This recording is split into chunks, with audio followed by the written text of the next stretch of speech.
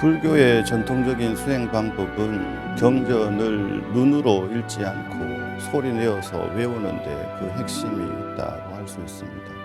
첫째, 몸을 바로 하니까 신업이 청정해지고, 입으로 부처님의 말씀을 외우니까 구업이 청정해집니다. 그리고 몸과 입이 하나가 되었으니 마음이 청정해집니다. 이토록 훌륭한 수행 방법을 33 관음 응신을 모신 정법사에서 관음 예문을 독송하면서 수행의 새로운 방법을 한번 제시해 보고 싶었습니다. 요 근래에 많은 스님들께서 훌륭한 법문을 해 주시지만 소나무 광우 스님은 본인이 경험한 기도 가피에 대한 이야기를 주로 하시는 것을 들었습니다.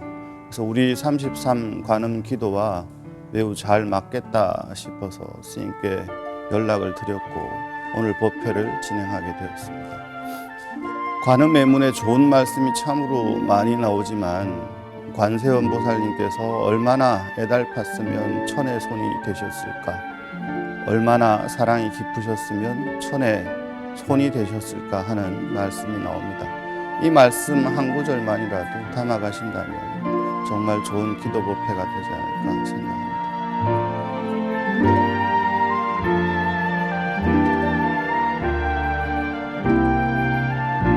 안녕하십니까. 소중한 나 무한행복 시간이 왔습니다. 반갑습니다. 안녕하세요 여러분. 와, 분위기 뜨겁다. 확 데일 것 같아요. 여러분 만나 뵙게 되어서 반갑습니다. 반갑죠?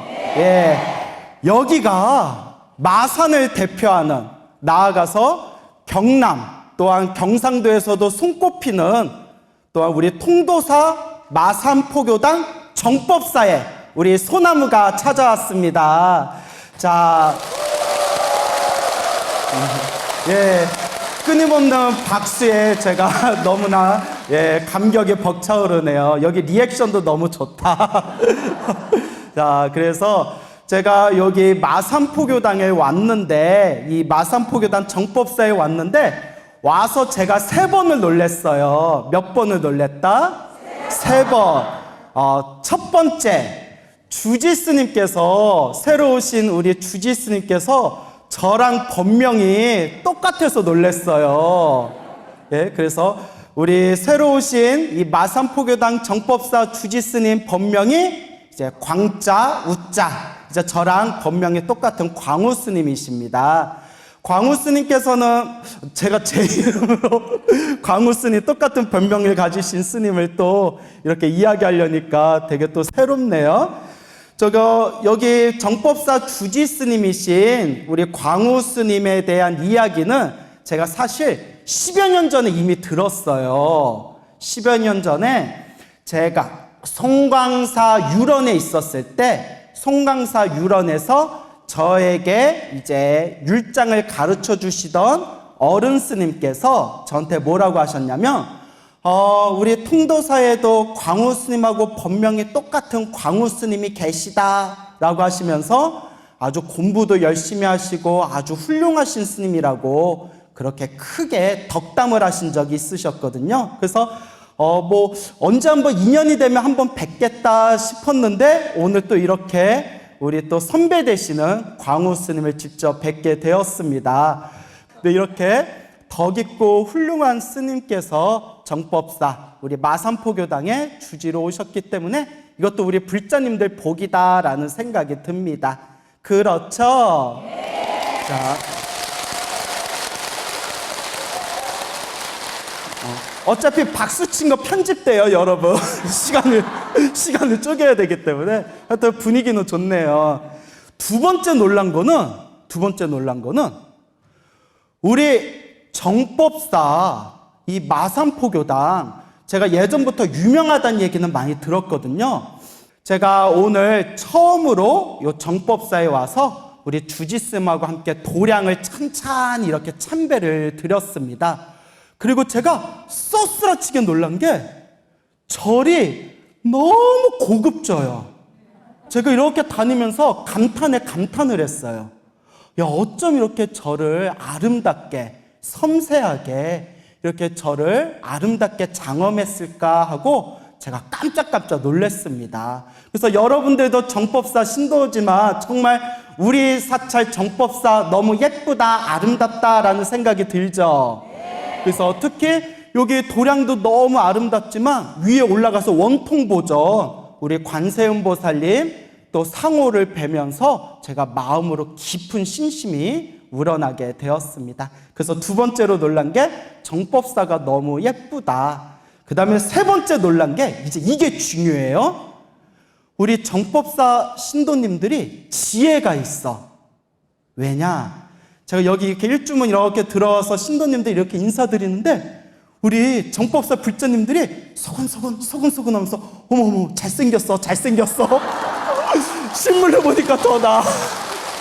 그래서 제가 그러면 안 되지만 여기 신도님들은 지혜가 있구나. 참 지혜롭구나. 실물이 나요. 그죠? 예, 그냥 그렇다고 퉁칩시다.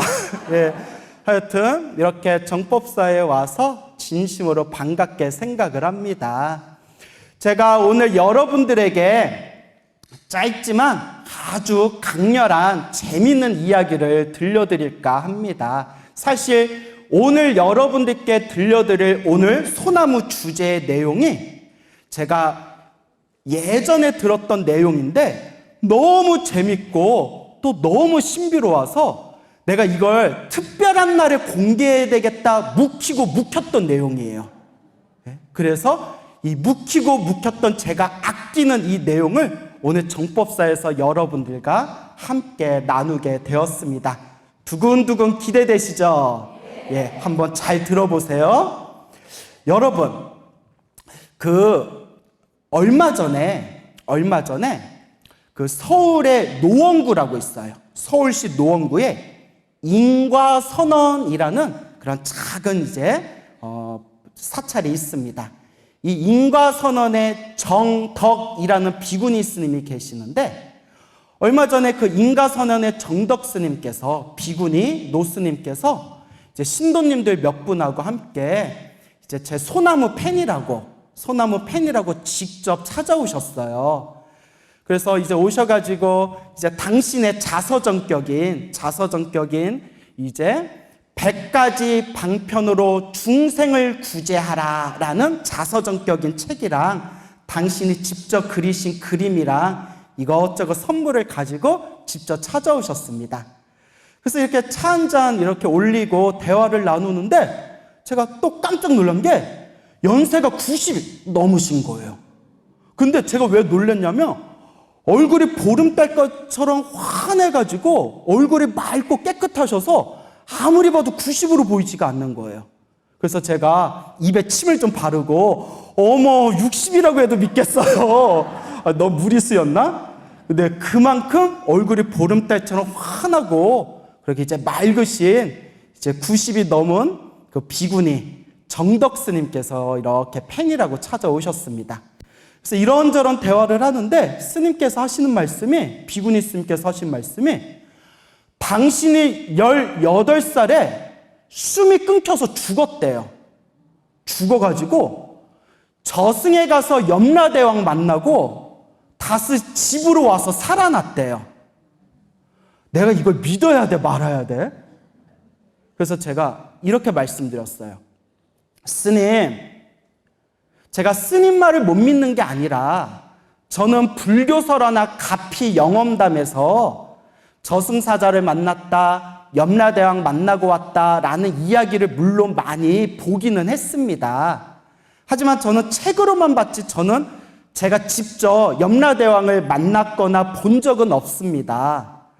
근데 지금 스님께서 제 앞에서 염라대왕을 직접 만나고 오셨다고 하니까 제가 절대 스님 말을 못 믿는 게 아니라 스님, 정말 진실입니까? 정말 실제로 체험하신 겁니까? 정말 염라대왕 얼굴을 보셨습니까? 목소리를 정말 들으셨습니까? 진실입니까?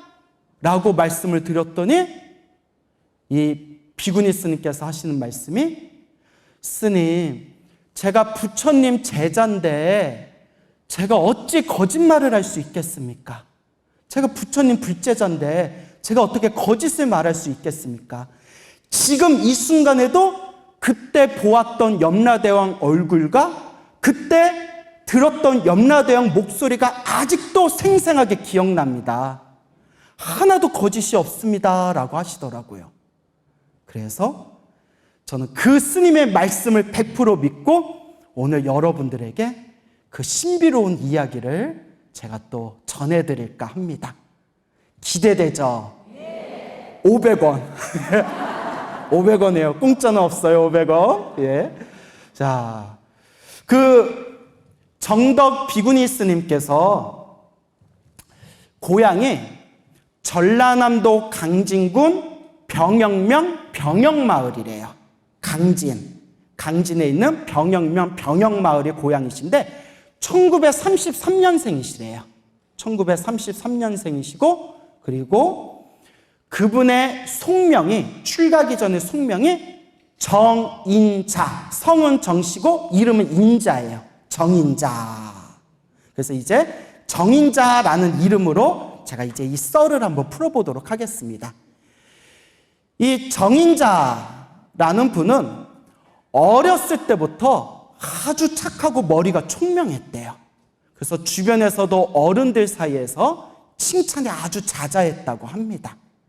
그런데 18살 즈음에 갑자기 배가 불러오는 거예요.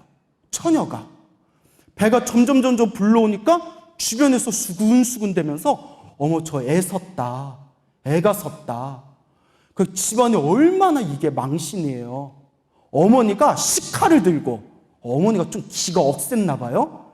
식칼을 들고 딸 앞에서 정인자 앞에서 딸 앞에서 식칼을 휘두르면서 어느 남자냐고 이실 짓고 해라. 어느 남자 씨를 받아왔냐. 그런데 이 정인자는 너무나 억울한 거예요. 남자 손도 잡아본 적이 없었대요.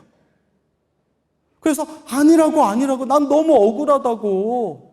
근데 그때는 현대 의료 기술이나 그런 어떤 여러 가지 또 이제 의료적인 어떤 안목이 조금 부족할 때였잖아요. 그렇게 10개월쯤 달이 찼는데도 배는 산더미처럼 불러오고 온몸에 살이 쭉쭉 빠져가지고 피골이 상접을 했대요. 알고 봤더니 임신을 한 게 아니라 이름 모를 병에 걸린 거예요. 그래서 우리 막 복수 찬다고 하죠. 배에 막 복수가, 그 배에 산더미 마냥 배가 부풀어가지고 온몸에 살이 쭉 빠져서 이게 사람인지 사람이 아닌지 분간이 안 될 정도로 그렇게 큰 병에 걸렸답니다. 그런데 그 시골 마을에 제대로 된 병원도 없었을 뿐더러 서울의 큰 병원에 가고 싶어도 막 6.25 한국전쟁이 터져가지고 서울에 올라갈 수도 없는 상황이었대요. 그렇게 그냥 민간신앙에 의지해가지고 어떻게든 딸을 고쳐보려고 했지만 이 정인자라는 이 소녀가 18살에 결국 쓸쓸하게 입을 위해서 숨을 거두게 됩니다. 숨이 똑 끊긴 거예요. 그리고 생생한 한바탕 꿈이 펼쳐집니다. 꿈에서 평상시처럼 자기가 이렇게 이제 방 안에 있는데 늦은 밤에 누가 똑똑똑 하고 두드리더래요. 누구세요? 하고 문을 열어봤더니 검은색 옷을 입은, 검은색 옷 하니까 딱 누가 생각나요? 저승사자. 그런데 우리 보통 저승사자 하면 갓을 쓰고 있어야 되잖아요. 검은색 옷에 검은색 날개를 달고 있고 머리에 뿔이 나 있더래요. 그렇죠? 그래서 머리에 뿔이 난 그런 날개가 달린 검은색 옷을 입은 사람이 싹 나타나서 자 가자, 어서 가자, 염라대왕 만나러 가자. 아저씨는 누구세요? 나는 저승사자다. 어서 가자. 염라대왕님이 기다리신다라고 하더래요. 그래서 이제 염라대왕님이 기다리신다 하니까 이제 옷을 깨끗하게 차려입고 딱 문 밖으로 나갔는데 빨간 가마가 딱 문 앞에 있더랍니다. 빨간 가마. 그래서 빨간 가마에 탁 타가지고 앞뒤로 사람들이 가마를 메고, 가마꾼이 가마를 메고 그 저승사자를 따라서 이제 쫙 길을 걷는 거예요. 가마를 타고. 그리고 큰 강이 나왔는데 마지막으로 그 큰 강을 이제 허공을 날라가지고 그 강을 건너게 됩니다. 그리고 짠 하고 대문이 나타나더래요. 큰 대문이 나타났는데 그 병사들이 창을 들고 지키고 있더래요. 그러면서 저승사자가 가마 안에 있는 정인자에게 이렇게 이야기합니다. 지금부터 염라대왕을 만나려면 12대문을 통과해야 된다. 대문 몇 개를 통과해야 된다? 12개. 12개의 대문을 통과해야 된다. 하면서 이제 대문을 하나하나 통과하는데, 대문을 통과할 때마다 온 사방에 사람들이 농사 짓고 있고 또 과수원을 하고 있고 처음 보는 온갖 거리와 도시와 온갖 나라들의 모습이 막 이렇게 펼쳐지더래요. 이제 그거는 시간 관계상 제가 이제 다 말하기는 어렵고요. 어쨌거나 그런 수많은 사람들과 수많은 도시의 모습이 펼쳐져 있는 그런 대문 하나하나, 그 길 하나하나를 이렇게 호기심 어린 눈으로 가마에서 이렇게 쳐다보면서 대문 하나, 둘, 셋 이렇게 이제 통과했는데, 이제 여기서 특별히 재미난 부분만 제가 말씀드릴게요. 9째 대문으로 들어갔는데, 9번째 대문에 싹 들어가서 길을 걷는데 허허 벌판이 다 펼쳐져 있더랍니다. 드넓은 벌판이 펼쳐졌는데 저 벌판에 수많은 사람들이 서 있더래요. 줄을 지어서 수많은 사람들이 서 있는데 하늘에서 쇠로 된 줄로 그네가 하나가 싹 이렇게 허공에서 내려오더랍니다. 그래서 그네가 허공에서 싹 공중에서 내려오면 사람 한 명 한 명씩 그 그네를 탔대요. 그 그네가 대롱대롱 그네가 출렁출렁 거리다가 갑자기 하늘에서 꽝 하고 벼락이 쳐가지고 벼락이 그네를 딱 때리는 순간 그네 위에 탔던 사람이 구렁이로 변해가지고 어딘가로 사라져 버리더래요. 그게 계속 반복되는 거예요. 너무나 신기하고 이상해서 저승사자한테 물어봤대요. 사자님, 저승사자님, 저 사람들은 왜 저렇게 벼락을 맞고 구렁이가 되는 겁니까? 자, 여러분, 우리 잘 들어둬야 돼요. 저승사자가 하는 이야기가 저 세상에 있었을 때, 인간 세상에 있었을 때, 남이 하지 않은 일을 남이 했다고 억울한 누명을 씌운 죄로 저 벌을 받는 것이다 라고 하더래요. 남에게 누명을 씌운 죄로 저 형벌을 받는 것이다. 그때 이 정인자가 깜짝 놀랐대요. 온몸에 소름이 돋으면서. 왜냐? 그 말을 듣는 순간 자기 머리를 딱 하고 때리는 한 생각이, 자기가 학교 다녔을 때, 그러니까 지금으로 치면 초등학교겠죠? 초등학교 때 자기가 그 못된 실수를 나가지고 친하게 지내던 친구한테 누명을 씌우고 선생님한테 고자질한 적이 있었대요. 그때 깜짝 놀라면서 어머 어떡해, 나도 저 구렁이 되면 어떡해 하고 그때 자기가 쏘스라치게 놀랐답니다. 그러니까 이제 벌벌 떨면서 가마를 타고 그 이제 들판을 지나가는데 또 어느 길목에서 저 하늘에서 막 폭포물이 떨어지는 그런 폭포수를 지나가게 됐대요. 근데 그 폭포수에 한 10살 정도로 되어 보이는 수많은 어린아이들이 발가벗은 상태로, 옷을 홀딱 벗고 발가벗은 상태로 이 10살 정도 되어 보이는 이 어린아이들이 머리에다가 돌을 이고, 그 어린아이들이 무슨 힘이 있겠어요? 그 돌을 이고 쏟아지는 폭포수에 그 물을 막기 위해서 볼을 쌓고 있는 거예요. 그 물살을 맞는 볼을 쌓는데 애들이 낑낑거리면서 볼을 쌓으면 그 폭포의 그 거센 물살에 의해서 보가 우르르르르 무너지고, 그러면 애기들이 또 끙끙대면서 그 돌을 또 가져다가 또 볼을 쌓으면 또 그 거센 물살이 콸콸콸콸 흐르면서 애들이 쌓아놓은 볼을 다 무너뜨린다는 거예요. 애들이 너무 불쌍해가지고 저승사자님, 저 어린애들은 왜 저런 벌을 받고 있는 거예요? 했더니 잘 들어보세요. 저 애들은 부모가 지은 죄 때문에 저런 벌을 받는다. 부모가 지은 죄 때문에 저런 벌을 받는다. 그때 이 정인자가 그 순간 자기가 이해가 안 되더래요. 아니, 부모가 지은 죄인데 왜 애들이 죄를 받지? 부모가 지은 죄인데 왜 애들이 벌을 받지? 그 순간 자기가 이해가 안 됐대요. 그런데 저도 처음에 이해가 안 됐거든요. 아니, 왜 애들이 벌을 받지? 부모가 지은 죄면 부모가 받아야지. 애들이 무슨 죄가 있다고 하다가 제가 또 머리를 딱 하고 때리는 한 생각이 싹 스치면서 제가 봤던 불교 설화가 하나 떠오르는 거예요. 혹시 눈치채신 분들 계신지 모르겠는데 불교 설화에 이런 내용이 있어요. 부모가 뱃속에 있는 아이를 낙태를 하게 되면 낙태를 당한 아이가 천도되지 못하고 저승의 경계선에서 떠돌면서 돌탑을 쌓고 있는데 돌탑을 다 쌓을 때쯤 되면 도깨비가 나타나서 그 돌탑을 다 무너뜨리고 또 그 애기들이 돌탑을 쌓아놓으면 또 어디선가 도깨비가 나타나서 그 돌탑을 다 무너뜨린다. 그 아기들을 구제해 주시는 분이 바로 지장보살님이시다 라는 불교 설화가 있어요. 그 생각이 저는 머리에 싹 스치는 거예요. 애들이 무슨 죄가 있어요?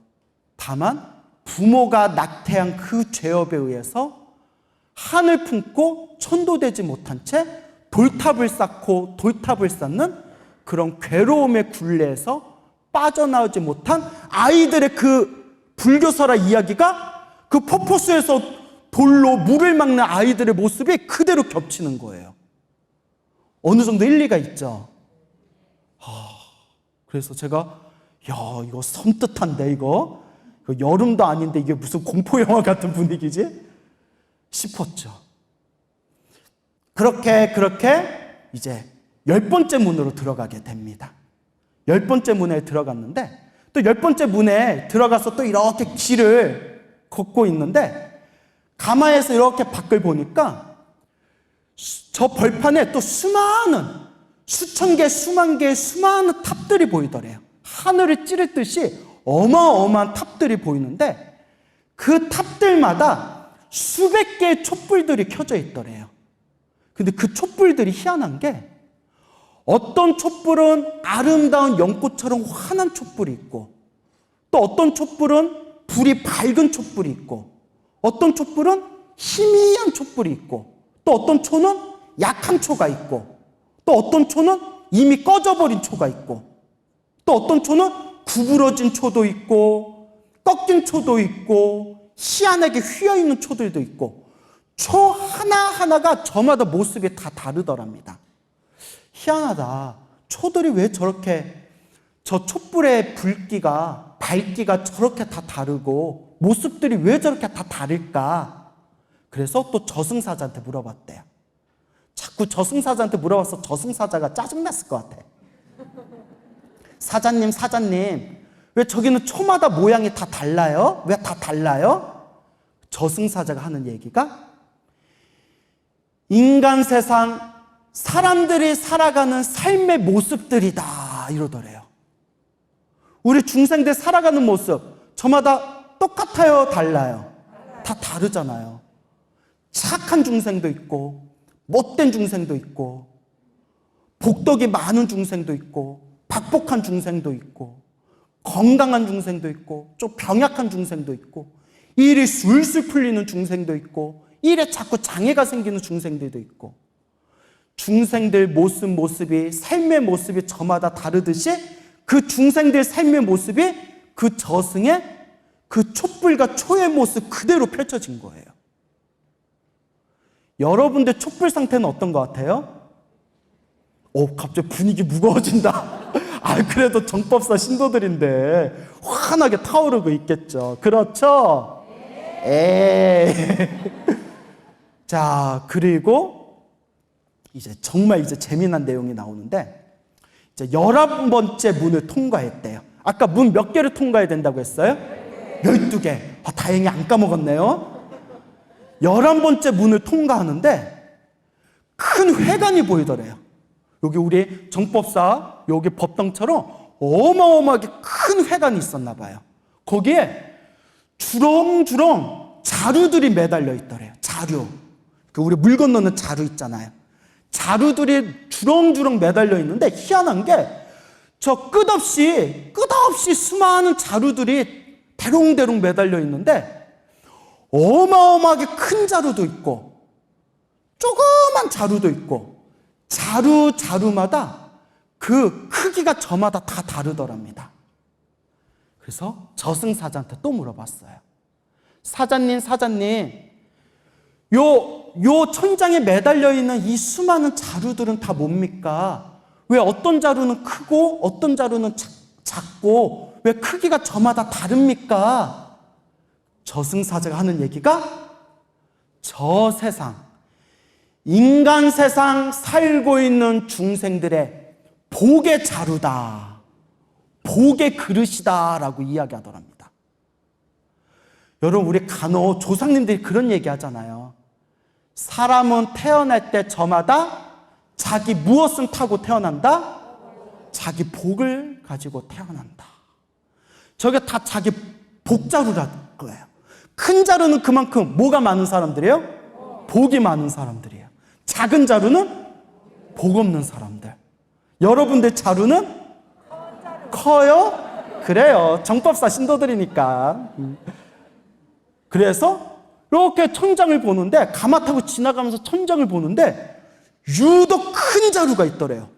어마어마하게 큰 자루가 있어가지고 저승사자님 저거 큰 자루들 중에서도 저거 유독 커 보이는 자루는 누구 거예요? 라고 물어봤더니 아무개 거다라고 이야기하더래요. 그분이 여러분들 다 아는 분들이에요. 오래전에 세상을 떠나신 우리 한국 기업에서도 아주 손꼽히는 기업 총수였던 분인데, 제가 이 자리에서 이야기하면 돼요, 안 돼요? 안 돼요.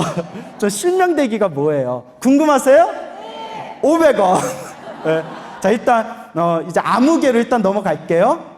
아무개다라고 이야기하더래요. 아무개다. 유명하신 분이에요. 예, 이제 오래전에 세상을 떠나신 분. 이제 여러분 머릿속에서 별의별 사람들 다 떠오르죠? 아무개다. 그러니까 이제 정인자는 18살 산골에 시골에만 있었으니까 아무개가 누군지 모르는 거예요. 아무개가 누구예요? 처음 들어봐요. 너네 나라 사업하는 사람이다. 그래서 아무개 언젠가 볼 수 있으면 내가 꼭 봐야지 했는데, 자, 결론만 말씀드리면 20년 후에 결국 만나게 돼요. 20년 후에. 하여튼 그 당시 저승사자한테 아무개 소리 들었을 때는 누군지 전혀 몰랐대요. 아무개? 누구지? 머릿속에 잘 기억해야지. 아무개? 그러면서 갑자기 이제 호기심이 드는 거예요. 저승사자님, 제 자루는 어디 있어요? 제 거는 어디 있어요? 어디 보자. 아유, 저기 있다. 네 거 저기 있다 했는데 삐지지 해가지고 정말 소갈딱지만한 자루가 하나 딱 걸려있더래요. 아까 봤던 아무개 복자루하고 비교해보면 1000배 차이가 나더래요. 너무 작아가지고 자기가 깜짝 놀라서 내 거는 왜 저렇게 작냐? 나는 왜 저렇게 복의 자루가 작냐? 그때 마음속에 다음과 같이 맹세했대요. 나는 내 복의 자루를 크게 만들리라. 나는 내 복의 그릇을 어떻게 만들리라? 크게. 내 복의 그릇을 크게 만들리라. 저 내가 봤던 큰 자루처럼 내 복의 자루를 크게 만들리라 라고 그때 마음으로 굳게 맹세했대요.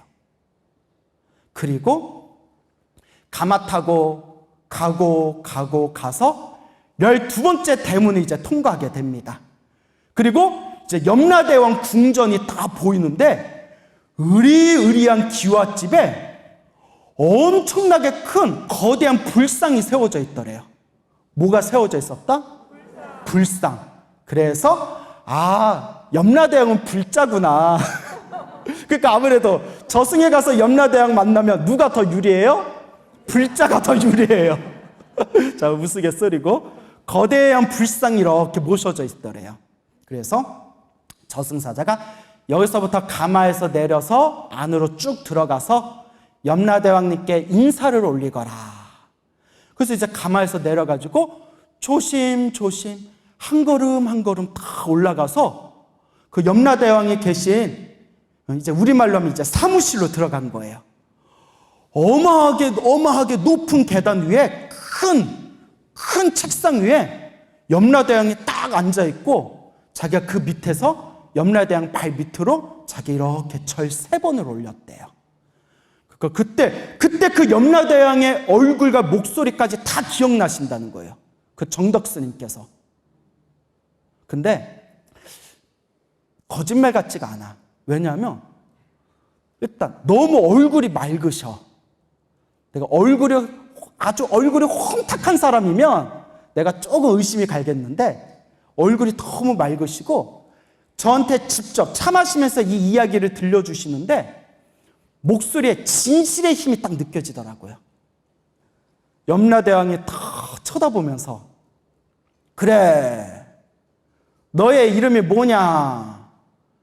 그래, 네 나이가 어떻게 되느냐? 라고 물어보시더니 그 명부책이라고 있죠. 명부. 염라대왕이 보는 그 명부. 그 책을 이렇게 살펴보더니 고함을 꽥 지르면서 저승사자한테, 이놈아! 강진 병영리에 살고 있는 남인자를 데려오라고 했더니 정인자를 데려왔냐? 이러더래요. 누구를 데려오라고 했더니? 남인자를 데려오라고 했더니 누구를 데려왔어요? 정인자를 데려온 거예요. 고함을 꽥 지르더래요. 근데 이거 우리가 진지하게 이거 고민해 볼 부분이 있어요. 제가 수많은 불교 설화를 많이 봤잖아요. 그렇죠? 수많은 불교 설화를 보면 그 염라대왕과 저승사자 이야기가 굉장히 많이 나오는데 이런 실수가 빈번해요.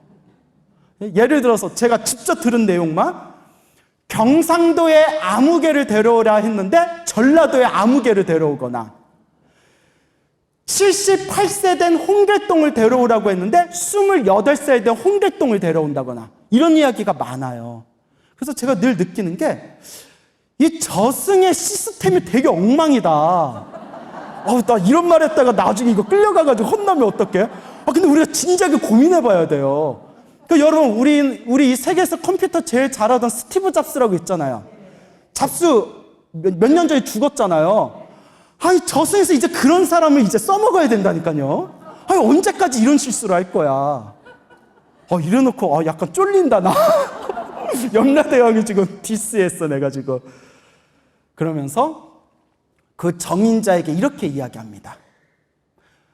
자, 네가 지금까지 여기까지 오면서 저승의 모습을 구경하지 않았냐? 내가 지금 너를 집으로 다시 보내줄 테지만 언젠가 너는 나를 다시 만나서 이 자리에 서게 될 거다. 언젠가 내가 다시 부를 거다. 그러니 명심해라. 명심하거라. 100가지 방편으로 중생을 구제하라 하고 명을 딱 내리셨대요. 100가지 방편으로, 100가지, 수많은 여러 가지 방법으로 누구를 구제하라? 중생을 구제하라 하고 명을 딱 내리시면서 집으로 돌려보냈답니다. 그래서 이제 가마 타고 다시 집으로 와서 방으로 다시 딱 들어가는 순간 꿈이 딱 하고 깨는데, 꿈에서 깨가지고 눈을 딱 떠서 일어나 봤더니 방 안에 관이 있더래요. 관이 있고 어머니가 옆에서 울고 있던 어머니가 대경실색을 해서 그 자리에서 막 고꾸라지시더래요. 정신을 차린 어머니가 막 울면서 부처님 감사합니다, 천지신명님 감사합니다, 조상님 감사합니다 하면서 엉엉 울더래요. 집에서는 장례식 준비를 하고 있었던 거예요. 숨이 끊겼는데 3일 만에 깨어난 거예요. 며칠 만에? 숨이 끊기고 장례 준비한다고 관 짜고 장례식 준비하고 있는데 3일 만에 숨이 끊겼던 정인자가 깨어난 거예요. 마을 사람들이 와가지고 이건 기적이다, 이건 기적이다. 그냥 마을이 난리가 났답니다. 그리고 그 저승에 갔다 오고 나서 3일 만에 숨이 들어온 그 정인자는 배가 부풀던 그 이름을 알 수 없는, 병명을 알 수 없던 그 병까지도 싹 사라져 버렸답니다.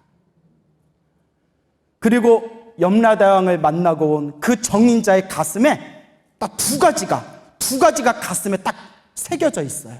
마음속에. 첫 번째가 내 복의 자루, 내 복의 그릇을 뭐 하겠다? 크게 만들겠다. 그리고 두 번째가 100가지 방편으로 중생을 구제하라. 그게 가슴에 딱 박혀 있는 거예요. 그리고 자신의 인생, 자신의 가치관이 완전히 바뀌게 됩니다. 그래서 그 후로 내 복의 그릇을 넓히겠다. 100가지 방편으로 중생을 구제하겠다. 그 두 가지를 가슴에 끊임없이 되새기면서 바늘질도 배우고 온갖 기술도 배우고 한약도 배우고 침술도 배우고 하다못해 주역, 사주팔자, 관상까지 배우면서 주변 이웃 사람들에게 수많은 봉사행을 펼쳤대요. 수많은 봉사활동을 하면서 어느덧 시절 인연이 무르익어가지고 40이 넘게 되었을 때 비로소 머리 깎고 출가해서 비구니 스님이 되신 저 인가선언 90살이 넘은 정덕 스님의 이야기가 되겠습니다. 믿습니까, 여러분?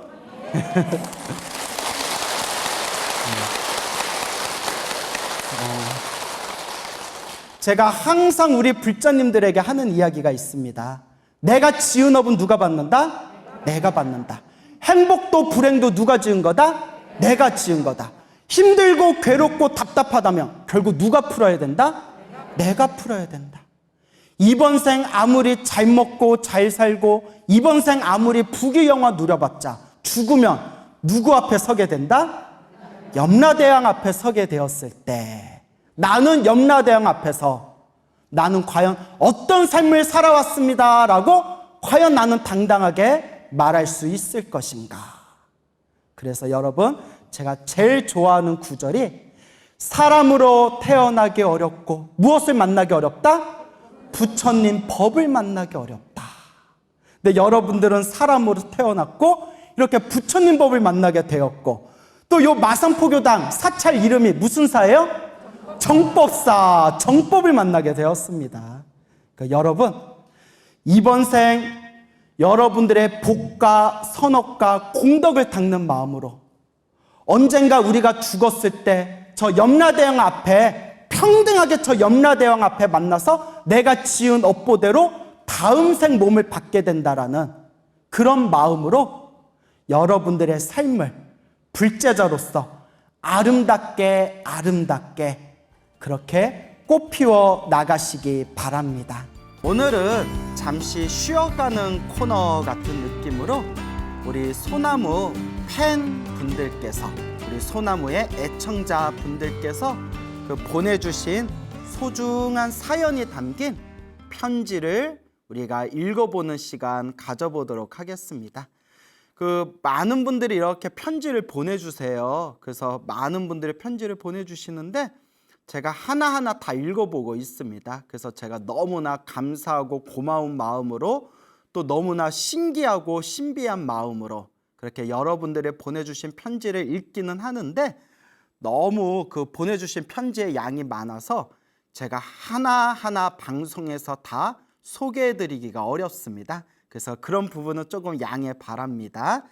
자, 오늘 또 어느 애청자분의 또 특별한 가피 이야기가 담겨져 있는 편지의 사연 여러분들에게 전해드릴까 합니다. 여러분들 귀를 쫑긋 이렇게 세우시고 그렇게 경건한 마음으로 한번 경청해 보시기 바랍니다. 안녕하세요, 광우 스님. 저는 울산 남구 야음동에 사는 아무개 불자입니다. 울산에 살고 계시네요. 저는 울주군에 있는 용안사를 다닙니다. 그런데 지난 2020년 2월 8일 둘째 아들이 강원도 스키장에 놀러 갔다가 큰 사고를 당했습니다. 이거 어쩌나. 얼마나 놀라셨을까. 연락을 받고서 앞이 캄캄하고 심장이 뛰어 벌벌 떨리고 남편은 엉엉 울고 그 어떤 말로도 표현할 수가 없었습니다. 그렇죠. 얼마나 놀랬겠어요. 사랑하는 자식이, 그 사랑하는 아들이 큰 사고를 당했다는 연락을 받았는데 마음의 평정을 찾기가 쉽지가 않겠죠. 얼마나 놀라셨을까요? 원주 세브란스 병원에 도착하여 중환자실에 누워있는 아들을 보는 순간 심장이 뛰고 눈물이 나서 움직일 수가 없었습니다. 그리고 저는 그 자리에서 신묘장구 대다라니를 독송하였습니다. 그날부터 저는 하루에 매일 다라니를 100번, 300번, 600번을 독송하며 매일 이렇게 100번, 300번, 600번씩 신묘장구 대다라니를 독송하신 거예요? 엄청나시다. 오색실로 염주를 만들어 아들 목에 걸어주고 또 단주를 만들어 팔에 끼워주며 기도를 했습니다. 그렇죠. 우리가 인생을 살아가면서 정말 한치 앞도 알 수 없는 이런 불완전한 세계에서 갑작스럽게 힘들고 괴롭고 답답한 일을 겪게 되었다면 우리 불자가 의지해야 할 최고의 의지처는 바로 불보살님, 부처님 보살님이 되겠죠.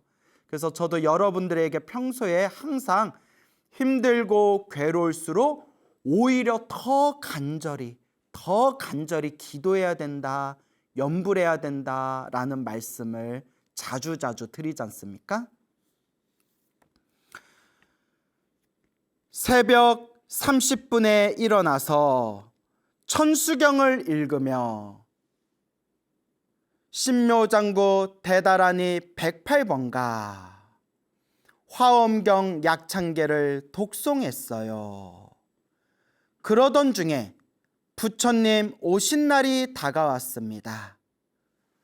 저희 부부는 병원에 가야 했기 때문에 부처님 오신 날 법회가 끝나고 다음 날에 절을 갔습니다. 부처님 오신 날 당일날에는 못 가보시고 그 다음 날 부처님 오신 날 초파일 법회가 끝나고 그 다음 날 이제 다니시는 원찰에 이제 찾아가신 거겠죠. 주지스님께서 왜 어제 보이지 않았냐고 물어보셔서 사정을 말씀드렸어요. 주지스님이 아들이 있는 방향을 향해서 약사열애불 정근을 하라고 말씀하셨습니다. 약사열애불 염불정근을 하라라고 이제 그 원찰에 주지스님께서 말씀을 하셨나 봅니다. 그래서 이제 아들이 이제 의식을 잃고 중환자실에 이제 누워 있으니까 모든 중생들의 병고에서 모든 중생들을 병고에서 구제해 주시고 중생들에게 건강의 가피를 주시는 약사열애 부처님을 이제 염불 정근해라라고 이렇게 당부하신 것 같습니다. 그때부터 저는 새벽마다 약사열애불 염불을 했습니다. 그리고 기도할 때마다 눈물이 어찌나 나던지 기도 중간에 엉엉 소리내어 운 적도 많았습니다. 그런데 제가 눈을 감고 약사여랩을 정근을 하면 항상 눈앞에서 환한 빛이 나타났습니다. 기도하면서 간절하게 기도를 하면서 이 정신이 하나로 딱 몰입이 됐나 봅니다. 그러니까 염불 하면서 눈앞에서 환한 광명, 빛이 나타났다. 그런 말씀을 하시는 거겠죠. 우리가 기도하면서 눈앞에 뭐 환한 광명, 환한 빛, 뭐 여러 가지 형상이 나타났다 하더라도 거기에 마음을 빼앗기면 안 됩니다. 어떤 현상이 일어나든 말든, 빛이 일어나든 말든 그냥 내가 하고 있는 이 염불에 오직 내가 하고 있는 이 수행에 집중하는 것. 그게 이제 아주 중요한 그런 핵심 요지입니다. 항상 눈앞에서 환한 빛이 나타났습니다. 그러면서 눈물은 줄줄 흐르더군요. 어느 날이었습니다. 시누이가 대수구즉득 다란이라는 책을 가져왔습니다. 우리 부처님 경전에 있는 수많은 다란이 주문 중에 수구 다란이, 대수구 성취 즉득 다란이 뭐 이렇게 여러 가지 명칭으로 쓰이는데, 그래서 대수구 즉득 다란이가 담겨져 있는 책을 시누이분이 이렇게 책을 가져왔나 봅니다. 새벽마다 천수경과 약사여랩을 정근과 화엄경 약창계를 독송하고 저녁에는 대수구 즉득 다란이를 독송하였습니다. 처음에는 혀가 꼬여서 발음이 잘 안 되었는데 며칠이 지나니 3번은 읽겠더라고요. 그래서 9번씩 읽는 것을 목표로 했습니다. 어느 날 새벽 기도를 하는데 그날은 앞이 하얀 빛으로 덮이더니 그 가운데에서 동그란 모양이 뱅글뱅글 돌더니 동물 형상이 나타났습니다. 앞이 하얀 빛으로 덮이면서 그 가운데 동그란 모양이 뱅글뱅글 돌면서 그 동그란 모양에서 그런 어떤 동물의 현상이 나타났다. 저도 이거 읽으면서 뭐지? 무슨 뭘까? 저도 그런 생각이 들더라고요. 그래서 한번 계속 읽어보겠습니다. 또 앞이 하얗게 덮이더니 동그란 모양이 뱅글뱅글 돌고 이런 현상이 3번을 반복하더니 눈앞에서 하얀 광명에 동그라미가 뱅글뱅글 돌면서 거기에서 이제 동물 형상이 나타나고 다시 눈앞에 하얗게 덮이고 이런 것을 3번을 계속 반복했다는 거예요. 그 기도할 때. 마지막에 동그라미 속에서 돼지 형상이 나타났습니다. 돼지가 나타났대. 돼지 형상이 나타났습니다. 그 순간 눈앞이 환하게 밝아지더니 평소에 보던 불상이 아닌 어떤 형체가 나타나고 그 뒤에서는 신장님이 두 팔에 힘을 주고 턱 버티고 서 계시다가 눈앞의 형상이 모두 사라지고 저는 눈을 탁 떴습니다. 저는 부처님이 가피를 주시는구나 생각이 들며 엉엉 울었습니다. 그러니까 그런 어떤 약사여랩을 그 염불의 어떤 선매라고 해야 되나요? 염불의 그 집중, 몰입 속에서 어떤 강렬한 이제 체험을 하신 거겠죠. 그리고 이틀 후에 다시 꿈을 꾸었는데 어떤 모임에 제가 나갔습니다. 그 모임에서 어떤 분이 꿈에서 돼지가 보인다. 그게 뭐야? 하니까 요 불자님이 그 아까 전에 그 전날에 이렇게 약사여랩을 새벽에 약사여랩을 정근을 하시는데 눈앞에 광명이 펼쳐지면서 동그라미가 뱅뱅 돌면서 거기서 이제 돼지 형상, 돼지의 모습이 딱 보였다 했잖아요. 근데 그 다음날 또 꿈을 꾼 거예요. 그 다음날 꿈을 꿨는데 그 꿈속에 어떤 모임을 갔는데 그 모임에서 어떤 분이 꿈에서 돼지가 보인다. 그게 뭐야? 하니까 옆에 있던 분이 돼지는 보살님이야 하는 소리에 돼지는 보살님이야. 돼지가 보살님인가? 돼지는 보살님이야 하는 소리에 제가 꿈에서 번쩍 깨어나 벌떡 자리에서 일어났습니다. 돼지는 보살님이야 라는 소리에 꿈에서 탁 깨고 벌떡 일어났대요. 저도 모르게 불보살님, 신중님 감사합니다 하며 엉엉 울면서 절을 올렸어요.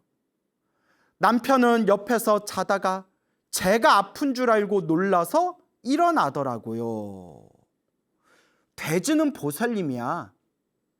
여러분, 우리 수많은 그런 불보살님들이 이 중생들 앞에서 중생들을 제도하기 위해서 몸을 낮추실 때 그때 관세음 보살님이 짐승의 머리가 짐승인 머리로 중생들 앞에 낮추시는 경우가 있습니다. 그걸 이제 마두관음이라고 부른대요. 마두관음. 그래서 이렇게 인터넷에서 찾아보면 바로 나옵니다. 사진도 나와요. 마두관음.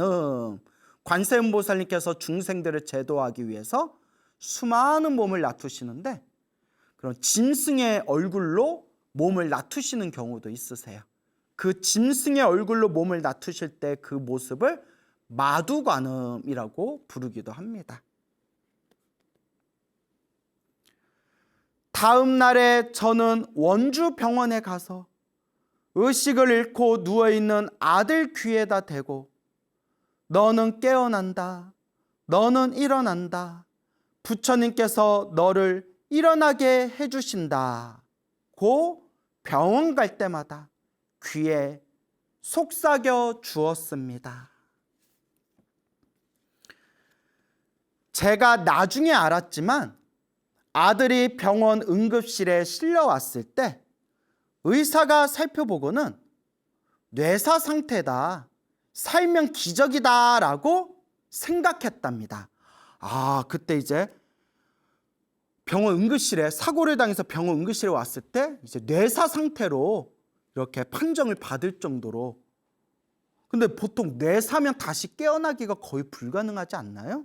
제가 잘 몰라서 보통 식물인간인 분들은 이렇게 깨어나는 경우가 종종 있지만 뇌사에 빠진 분들이 다시 깨어나는 경우는 거의 드물다고 제가 거의 불가능에 가깝다 그렇게 들은 바가 있어서. 근데 완전 뇌사 상태는 였는지 아닌지는 모르겠지만 하여튼 의사가 살펴보고는 이 정도면 뇌사 상태다. 여기서 살아나면 정말 기적이다 라고 의사가 생각할 정도로 상황이 심각했다는 거죠. 그런데 그런 우리 아들이 지금은 걷기 연습, 계단 오르기, 스쿼트 등의 운동으로 재활치료를 받고 있습니다. 다행이다. 나무 아미타불, 나무 아미타불, 나무 약사 열애불. 정말 다행이다. 정말 다행이죠, 여러분. 그러니까 의식에 깨어나고 이제 그런 재활치료를 받을 정도로 몸이 많이 회복이 되신 거네요. 나무 약사 열애불. 정말 다행입니다. 목을 크게 다쳐서 아직은 밥을 제대로 먹지 못하는데 정말 다행인 것이 수족도, 인지도, 언어도 많이 손상되지 않았다고 합니다. 참 다행입니다. 지금은 인지력이 많이 떨어진 상태지만 재활치료를 통해서 점점 좋아진다고 합니다. 그때는 글도 컴퓨터도 휴대폰도 다시 배워야겠죠. 저는 정말 부처님의 원력이 어마어마하다는 것을 체험했습니다. 모든 불보살님, 모든 신중님, 약사열의 부처님, 기적을 주셔서 정말 감사합니다. 나무 서가모니불, 나무 서가모니불, 나무 시아본사 서가모니불. 정말 다행이고 정말 기적 같은 일이고, 우리 부처님, 보살님, 신중님 정말 감사드립니다. 우리 불자님 이렇게 또 소중한 사연의 편지 보내주셔서 너무 고맙고요. 우리 아드님이 더욱더 빨리 건강 쾌차하셔서 이제 어서 빨리 이제 일상으로 돌아오시고 건강한 그런 하루하루 또 그렇게 한 발자국 한 발자국 그렇게 건강한 하루를 보내시기를 그렇게 제가 축원드리는 바입니다.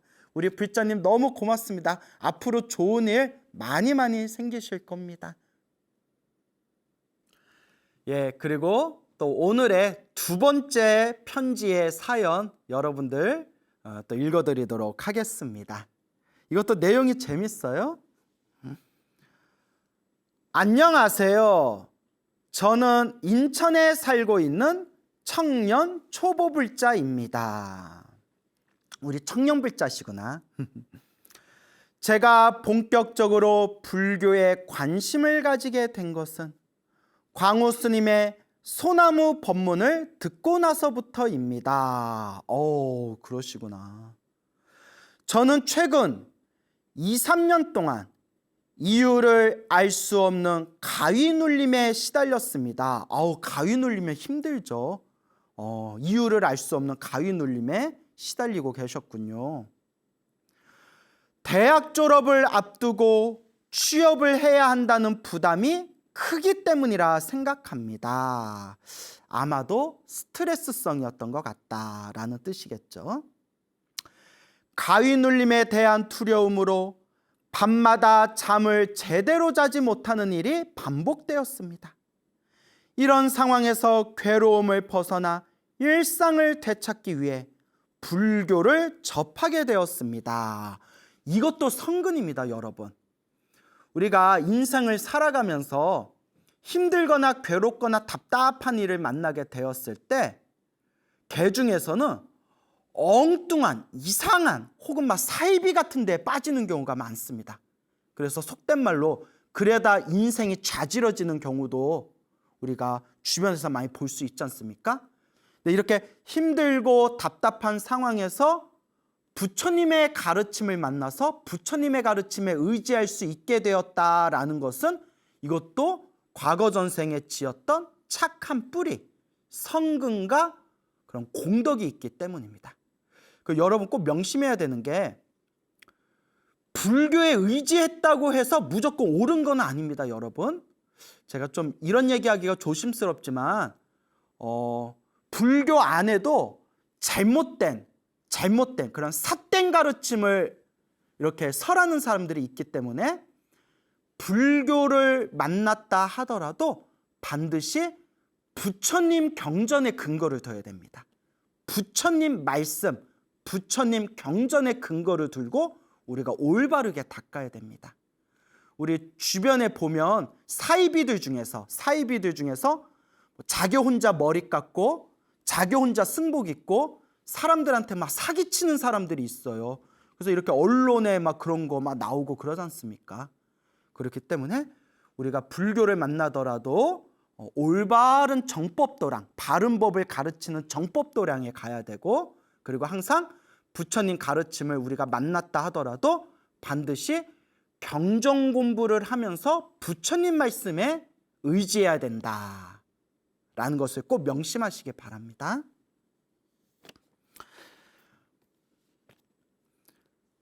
처음에는 관세음보살 정근을 들으면서 잠을 청했습니다. 그러자 다른 명상들과는 다르게 마음이 빠르게 안정되는 걸 느꼈습니다. 이런 경험을 하게 되니 자연스럽게 불교 TV를 시청하게 되었습니다. 그리고 그 중에서 가장 편하고 쉽게 접하게 된 프로그램이 광우 스님의 소중한 나, 무한행복이었습니다. 그렇죠. 소중한 나 무한행복이 재밌죠. 옛날 얘기같이 전설의 고향같이 재미난 얘기가 많지 않습니까? 그래서 남녀노소 가리지 않고 많은 분들이 편하게 쉽게 들을 수 있는 그런 이제 설법이 소중한 나 무한행복 소나무죠. 근데 여러분 제가 다시 한번 강조드리지만 제가 여러분들에게 알려드리는 소나무 법문도 왕초보를 위한 법문입니다. 부처님의 경전 공부로 들어가기 위한 그런 왕초보를 위한 사다리의 과정일 뿐이고 소중한 나 무한행복의 내용이 재밌기는 하지만 반드시 여기서 수준을 더 높이셔서 부처님의 경전 공부를 하셔야 되고 부처님의 말씀을 의지하면서 공부해야 된다. 그걸 우리가 꼭 명심해야 됩니다. 소나무 법문을 들으면서 내가 겪는 이런 상황이 결국은 내가 지은 인연으로 생긴다는 것을 알게 되었습니다. 제대로 보셨네요. 그렇죠? 우리 앞에 펼쳐진 좋은 일도 우리 앞에 펼쳐진 나쁜 일도 다 내가 지은 인연법이다라는 것을 제가 항상 소나무를 통해서 그렇게 인과 어변의 가르침을 제가 계속 여러분들에게 전달해 드리고 있죠. 또한 관음경 사경을 통해서 관세음 보살님이 두려움을 없애주는 분이라는 것을 알고 깜짝 놀라기도 했습니다.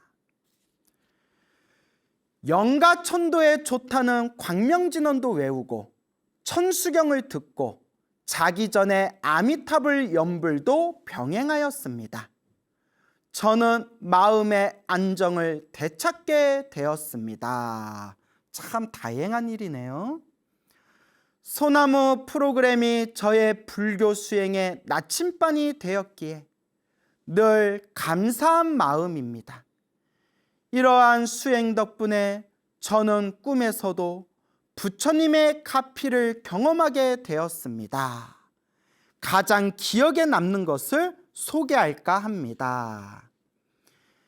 2021년 4월 중순의 일입니다. 제가 방 침대에 허리까지만 걸치고 누워 있는데 제 머리맡에 광우 스님이 앉아 계셨고, 이거 지금 꿈을 꾼 겁니다, 여러분. 꿈을 꾼 거예요. 제 머리맡에 광우 스님이 앉아 계셨고, 나는 찾아간 기억 없는데 예. 저의 침대 한가운데를 가득 메우신 모습이었습니다. 스님은 승복을 입고 계셨고 한 손에는 보라색 주머니를 가지고 계셨어요. 저는 누운 자세가 불편하여 몸의 위치를 조정하기 위해 제 다리 쪽으로 시선을 주었습니다. 그런데 순간 너무 충격적이게도 저의 몸 아래쪽과 팔 등에서 검정색 실뱀들이 꾸물꾸물 기어나오고 있는 것입니다. 이미 제 주변에는 수많은 뱀들이 우글거리고 있었습니다. 당황한 나머지 제가 미간을 찡그리며 불편한 기색을 보이고 움직이기를 시도하였습니다. 그러나 스님이 한 손으로 제 이마를 살짝 짚으시면서 싱긋 웃으시더니 편안한 마음으로 있어 보라고 안심시켜 주셨습니다. 그리고 가지고 계신 보라색 주머니 안으로 검은 실뱀들이 들어가는 것을 본 후에 꿈에서 깼습니다. 이제 몸에서 그런 시커먼 그런 실뱀들이 막 꾸물꾸물 몸에서 빠져나가는 그런 꿈을 꾸신 거예요. 나중에 광호 스님 법문을 듣다가 이런 꿈이 업장소멸을 상징한다는 것을 알고는 정말 기뻤습니다. 실제로 부처님 경전 혹은 밀교 경전이나 그런 큰 스님들 법문을 보면 막 토를 한다든가 대소변을 시원하게 싼다든가 몸에서 벌레라든가 막 몸에서 더러운 것들, 뱀 같은 게 막 몸에서 막 빠져나가는 꿈은 업장소멸을 상징하는 꿈이다라는 게 실제로 그런 큰 스님들 법문이나 경전에 나옵니다, 여러분. 그리고 불경을 듣거나 연불을 하면서 잠이 들면 꿈속에서 지옥, 축생, 아슈라 세계를 구경하기도 했습니다. 참 골고루 다니셨네요. 예. 법화경을 들으며 잠이 들었던 어느 날에는 축생, 아슈라 세계에 갔다가 유명 배우를 만났습니다. 그 유명 배우는 그곳의 관리인처럼 보였는데 아마도 불보살님이 저에게 친숙한 모습으로 다가오기 위해 그 유명 배우의 모습으로 나타나신 게 아닐까 싶습니다. 그분이 나무아미탑을 크게 외치셨는데 그 연불 소리를 듣고 그곳을 탈출하였습니다. 그리고 또 한 가지는 제가 직접 손수 그린 지장보살님이 꿈에서 나타나셨습니다. 꿈에서 지장보살님 본 거는 아주 좋은 꿈이죠. 예. 그분이 저를 어디론가 데려가셨습니다. 주변이 너무 컴컴해서인지 앞이 보이지 않았고 어디선가 비명소리만 울려 퍼졌습니다. 놀라서 귀를 막으며 꿈에서 깨었는데 입으로 지장보살을 연불하고 있었습니다. 어디서 막 비명소리가 들리니까 너무 무서워서 이제 귀를 딱 막아갖고 꿈에서 딱 깼는데 꿈에서 깬 상태에서도 자기도 모르게 입에서 지장보살, 지장보살, 지장보살 이제 연불하고 있었다는 거죠. 예, 이것도 아주 좋은 일이죠. 예. 그만큼 연불이 입에 붙었다라는 의미죠. 연불이 이제 입에 습관이 되어가고 있다. 그런 경험으로 더 열심히 기도해야겠구나 다짐했습니다. 광우 스님이 평소에 법문에서 꿈에 너무 집착하면 안 된다 하셨으니 이만 글을 줄이겠습니다. 아우, 모범생이다. 제대로 공부하셨네요. 그렇죠. 제가 이제 여러분들 기도 열심히 해라, 여러분들 연불 열심히 해라 라고 여러분들을 그런 기도의 세계로 이끌기 위해서 제가 막 신기한 얘기도 해드리고 꿈 얘기도 해드리고 하지만 제가 또 그런 거에 너무 집착하면 안 된다. 좋은 보약도 많이 먹으면 결국 독이 되지 않습니까? 그래서 여러분들 재밌으라고 꿈 얘기도 해드리지만 궁극적으로 꿈에 집착하면 안 된다라는 말씀을 항상 드리지 않습니까? 근데 우리 청년 불자님이 지혜가 있어가지고 제가 말하고자 하는 그 의도를 잘 파악한 것 같아요. 꿈에 너무 집착하면 안 된다라는 것을 잘 기억하고 계시네요. 제가 이렇게 막 꿈 얘기하는 것도 그냥 여러분 재밌으라고, 여러분 기도 열심히 하라는 뜻에서 저도 방편법으로 얘기하는 거지, 궁극적으로 이 완전히 우리가 꿈에서 완전히 깨어나는 게 사실 우리 불교 깨달음의 목표 아니겠습니까? 질문이 하나 있습니다. 돌아가신 친척분의 기일 전날에 관명진언을 외우고 잠이 들었는데 그분 제사에 참석하고 음식을 얻어먹는 꿈을 꾸었습니다. 그분의 천도가 잘 되었다는 뜻일까요? 제사에 참석해서 이렇게 맛난 음식을 얻어먹은 거는 좋은 꿈이에요. 좋은 꿈인데 영가천도가 잘 되었을까요? 라고 하면 저도 잘 모르죠. 왜냐면 아예 꿈에서 대놓고 뭐 하늘 세계를 이렇게 올라간다든가 환한 미소로 이렇게 인사하면서 멀리 떠나는 꿈을 꾼다든가 뭐 이렇게 부처님께서 나타나셔서 영가들을 이렇게 이제 저 극락세계로 데려가신다든가 대놓고 그런 꿈을 꾸면 그럼 확실히 영가천도를 상징하는 꿈인 것 같다라고 말할 수 있는데, 그냥 제사에 참석해서 음식 얻어먹는 꿈은 좋은 꿈이지만 그거 갖고 뭐 이렇다 저렇다 판단하기는 좀 어렵죠. 근데 중요한 거는 그런 꿈을 꾸든 안 꾸든 돌아가신 영가분을 위해서 연불을 해드리고 기도를 해드린 것 자체가 이미 공덕이 있는 겁니다. 그러니까 꿈에 너무 집착할 필요 없습니다. 제가 말씀드렸죠? 아무리 좋은 보약도 많이 먹으면 독이 되듯이 아무리 좋은 꿈도 자꾸 집착해버리면 사람이 약간 이상해질 수가 있습니다. 그러니까 이 편지를 보내주신 불자님은 지혜로우신 분인 것 같으니까 너무 이런 거에 집착 안 하시면 됩니다. 예. 이제 저의 체험담을 마치겠습니다. 광우 스님, 늘 건강하시고 귀한 법문 많이 들려주세요. 법문 열심히 들으면서 선업공덕을 쌓을 수 있도록 노력하며 살겠습니다. 참 좋은 마음입니다. 예, 부처님의 법문을 듣고 부처님 가르침 공부하면서 끊임없이 선업공덕을 닦는 삶, 이게 진정한 불자의 삶이겠죠. 모든 중생이 행복하고 극락왕생하기를 바랍니다. 나무아미타불 관세음보살 20대 초보 청년불자 올림. 예, 고맙습니다, 우리 불자님. 예, 이렇게 소중한 우리 불자님들의 사연이 담긴 그런 편지를 여러분들께 읽어드렸습니다. 그래서 제가 종종 또 좋은 내용들 여러분들께 이렇게 소개하고 함께 공유하는 시간 가져보도록 하겠습니다.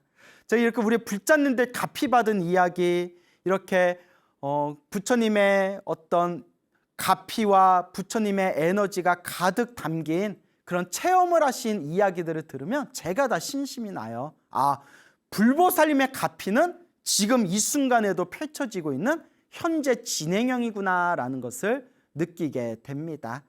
근데 여러분, 제가 마무리로 여러분들께 꼭 당부드리고 싶은 얘기가 있어요. 우리 불자님들이 되게 사람들이 순진하고 순수하시잖아요. 되게 순진하고 순수하신데 우리 불자님들께 꼭 드리고 싶은 이야기가 속지 말아라. 이걸 꼭 말씀드리고 싶어요. 속지 말아라. 속아서는 안 됩니다. 무슨 얘기냐? 두 번째 편지에서도 제가 꿈에 나와가지고 이렇게 도와줬다라는 내용이 나오지만 여러분, 제가 일부러 이제 제 이야기라서 제 이야기를 많이 여러분들에게 그렇게 차마 제 이야기들이라서 얘기는 못 드렸는데 주변에 제 광팬들이 많으셔서 그런지 힘들고 괴로울 때 기도를 하다가 광우 스님이 제가 그분들 꿈속에 나타나가지고 제가 꿈에서 가피를 주고 꿈속에서 저를 보고 난 뒤에 일이 술술 풀렸다라는 이야기를 제가 종종 많이 봤습니다. 그래서 제가 웃으면서 나는 꿈에 들어간 적이 없는데요? 라는 말씀을 자주 드리는데, 그래서 어떤 분은 심지어 저를 막 대단한 사람인 것처럼 저를 또 이렇게 믿고 신앙하시는 분들도 있는 것 같아요. 네, 여러분, 속지 말아라. 꼭 당부드리고 싶어요. 제가 수많은 불자님들의 기도가피 이야기를 이렇게 이제 수집을 하고 통계를 내고 이렇게 수많은 불보살님의 가피 이야기를 살펴봤잖아요. 근데 여러분, 제가 뭘 발견했냐면 정성이 깊은 불자님들이 기도를 열심히 하다가 평소에 알고 지내던 종교인이 꿈에서 나타나서 일이 잘 풀렸다. 그래서 꿈에 나타나준 그 종교인, 스님이 될 수 있건 누가 될 수 있건 그분을 뭔가 저분은 대단한 분인 것 같다. 이렇게 생각하는 불자님들이 굉장히 많아요. 기도가피 이야기를 살펴봐도. 근데 여러분, 이제 제가 드리고 싶은 얘기는 그거는 스님하고 아무 관계가 없어요. 심지어 어떤 불자님은 그 꿈에 사이비가 꿈에 나타났는데 일이 잘 풀렸다라고 하신 분도 제가 봤어요. 여러분, 그거는 내가 간절하게 정성스럽게 기도하니까 꿈속에서 내 마음이 만들어낸 환상일 수도 있고, 혹은 불보살님이 몽중가피를 주실 때 평소에 내가 친근하게 생각했던 그런 종교인의 모습으로 꿈에 나타나는 것일 수도 있어요. 무슨 말인지 알죠, 여러분? 그러니까 내 꿈에 누가 나타났다 해서 그걸 절대 심격할 필요가 없습니다. 저는 그런 걸 굉장히 싫어해요. 왜냐? 그런 걸로 사기쳐가지고 가슴에 상처를 받고 마음에 상처받은 그런 불자님들이나 순진한 사람들을 너무 많이 보고 상담을 받았기 때문에 저는 이런 걸 굉장히 싫어합니다. 제가 항상 여러분들에게 당부드리는 건 오로지 부처님을 의지해라. 오로지 부처님의 말씀, 부처님의 경전에 근거를 둬라. 그리고 내 업장을 소멸하고 내 운명을 바꿀 수 있는 가장 최고의 방법은 누군가에게 의지하는 게 아니라, 사람에게 의지하는 게 아니라, 혹은 제사나 부적이나 특별한 어떤 거에 의지하는 게 아니라, 내가 간절하게 기도하고 내가 정성스럽게 복과 선업을 짓고 내가 내 마음을 잘 닦았기 때문에 내 업장이 소멸하고 내 운명을 바꿀 수 있는 거다. 이걸 소나무 지금까지 뭐 거의 300회 가까이 이 얘기를 제가 계속 반복하면서 이야기하지 않습니까? 그렇기 때문에 여러분, 속지 마십시오. 속으면 안 됩니다. 여러분 앞에 있는 이 광우스님한테도 속으면 안 됩니다. 저는 그냥 여러분들에게 너무나도 소중한 이 부처님 말씀을 전달하고자 하는 그냥 선생님 역할일 뿐이지, 저도 수행이 엄청 부족한 사람이에요. 이러니까 되게 겸손해 보이잖아요. 근데 정말 수행이 부족한 사람입니다. 그래서 꿈에서 제가 나타났다거나 꿈에서 누가 나타났다고 해서 거기에 속지 마시고 오로지 부처님 경전에 의지하면서 공덕을 닦아나가시기 바랍니다. 종종 불자님들께, 불심이 깊은 불자님들께 이런 말을 많이 듣습니다. 스님, 저는 부처님 아니었으면 지금까지 이렇게 살지도 못했을 거예요. 스님, 제가 그나마 부처님 덕분에 제가 이렇게라도 버티고 의지하면서 살아온 거예요. 스님, 그래도 우리 집안이 이만큼이라도 편안하게 살 수 있었던 거는 다 부처님 가피인 것 같아요. 부처님 은혜가 너무나 고맙고 감사합니다. 이런 말씀을 불신 깊은 불자님들께 이제 종종 듣게 됩니다. 몇 년 전이었어요. 몇 년 전에 제가 단양에, 충청북도 단양에 이제 내려갈 일이 있었는데, 그때 제가 아마 터미널에서 동서울 터미널인가요? 터미널에서 이제 단양 가는 고속버스를 탔어요. 이제 단양 가는 방법이 이제 열차 타고 가는 방법이 있고 이제 고속버스 타고 가는 방법이 있거든요. 근데 이제 그렇게 사람이 많지 않아요. 평일날에는 버스에 사람이 많아야 10명도 안 됐던 것 같아요. 대여섯 명? 그렇게 한 2시간에 한 번꼴로 서울에서 단양에 내려가는 버스가 있었는데, 제가 이렇게 좀 뒤쪽에 앉아 있고 저 맞은편 쪽 약간 앞에 이렇게 승복을 입으신 연세가 지긋한 노보살님 두 분이 이렇게 앉으셔가지고, 그 중에 노보살님 한 분은 계속 하염없이 계속 염주를 굴리시면서 두 분이 두런두런 이렇게 대화를 나누시더라고요. 딱 느낌이, 단양하면 이제 구인사잖아요. 구인사. 딱 느낌이 구인사 신도분이신 것 같아요. 느낌이. 계속 염주 굴리면서 관세음보살 그러시는 것 같더라고요.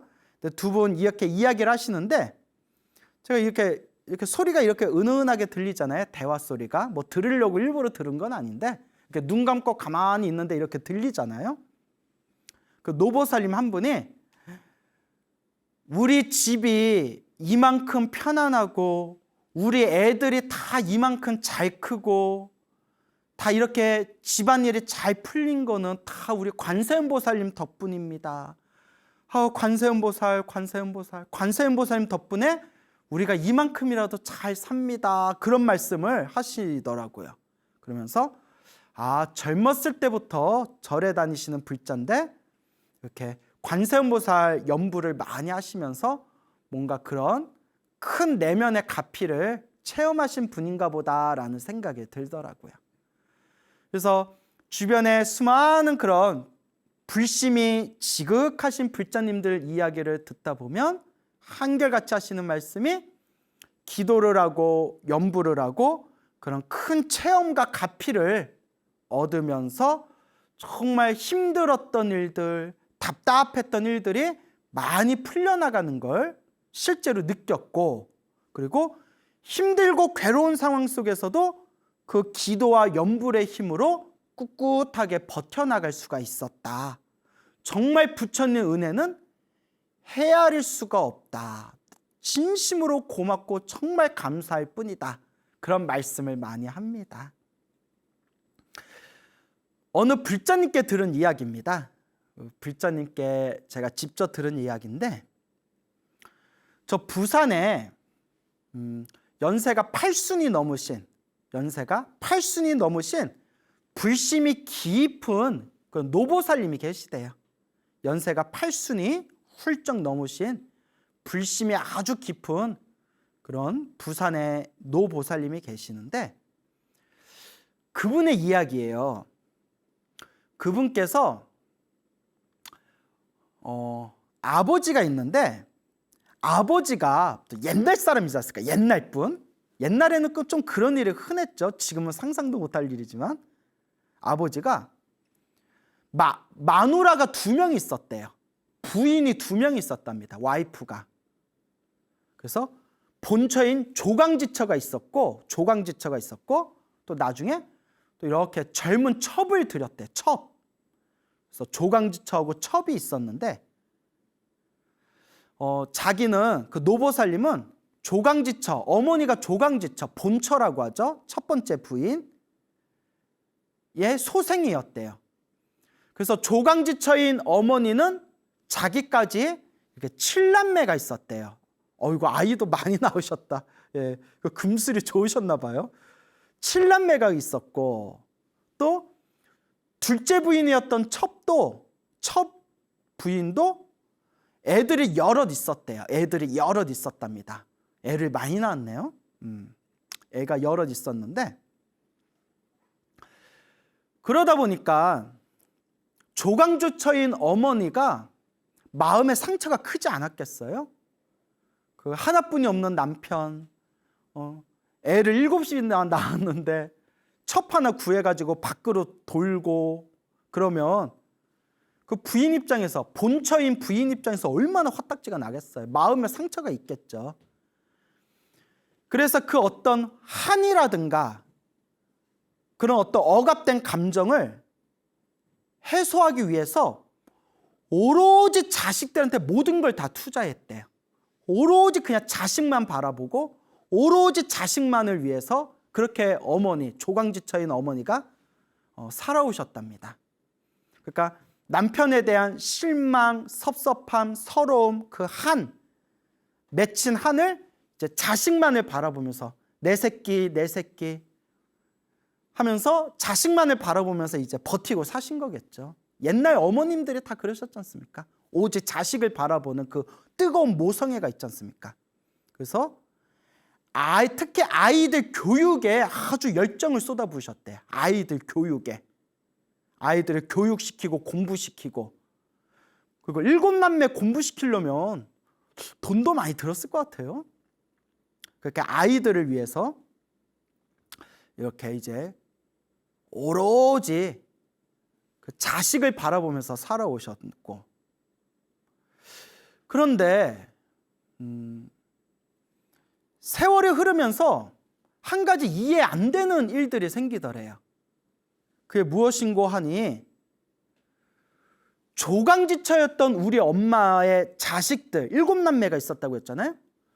조강지처였던 우리 엄마의 자식들은 점점 장성하고 사회생활하고 장가가고 시집가고 직장생활하면서 온놈의 집안이 온갖 풍파와 온갖 파란만장한 온갖 일들이 다 그런 불운이 터져가지고 집안에 불행이 끊이지를 않았대요. 그 7남매가. 어쩌다 또 그랬을까. 그래서 조강지처였던 우리 어머니가 낳은 그 7남매가 다 집안일이 제대로 풀린 집이 별로 없을 정도로 그냥 남매들이 고생을 했대요. 조강주처인 어머니의 소생들 7남매가. 그런데 정작 우리 엄마, 조강지처인 우리 엄마의 가슴에 못을 박고 상처를 줬던 그 둘째 부인이었던 그 둘째 엄마겠죠? 근데 둘째 엄마가 잘못인가? 아버지도 잘못이 있는 거 아닌가요? 여하튼 넘어가십니다. 남의 집 사정은 잘 모르는 거니까.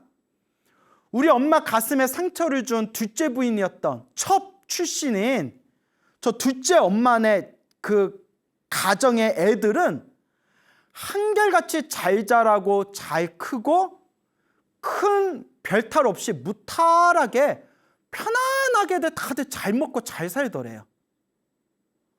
조강지처인 우리 엄마네 자손들은 자꾸 안조인들이 빵빵 터져서 정말 평지에 풍파가 일듯 그렇게 자꾸 불행한 일들이 막 생기는데, 둘째 부인이었던 첩이었던 저쪽 집의 애들은 너무나 애들이 잘 크는 거예요.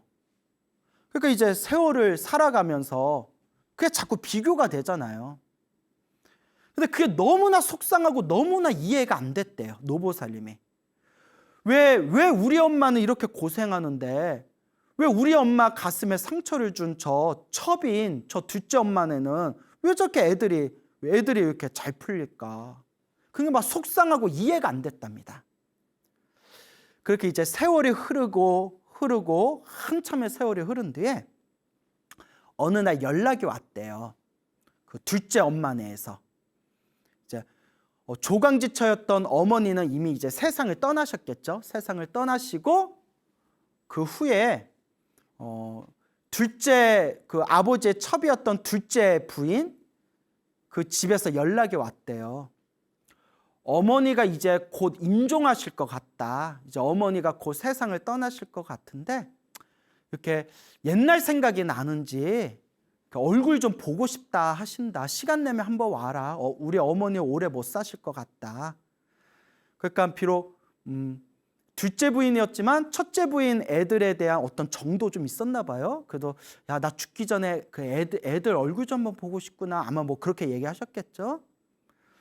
그래서 뭐 아버지 돌아가시고 평소에 뭐 크게 왕래가 없었지만 이제 뭐 평상시에 우리 엄마한테 상처 준 여자라는 그런 어떤 속상함이나 그런 뭐 어떤 화도 있었겠지만 옛날 같이 살았던 정도 있고 또 다 지나간 옛 세월이고 또 이제 얼마 못 사신다. 임종하기 전에 임종이 이제 얼마 안 남은 것 같은데 그 옛날 식구들 얼굴 좀 보고 싶다. 시간 나면 좀 와라 하니까 옛 정 때문에 이렇게 내려갔대요.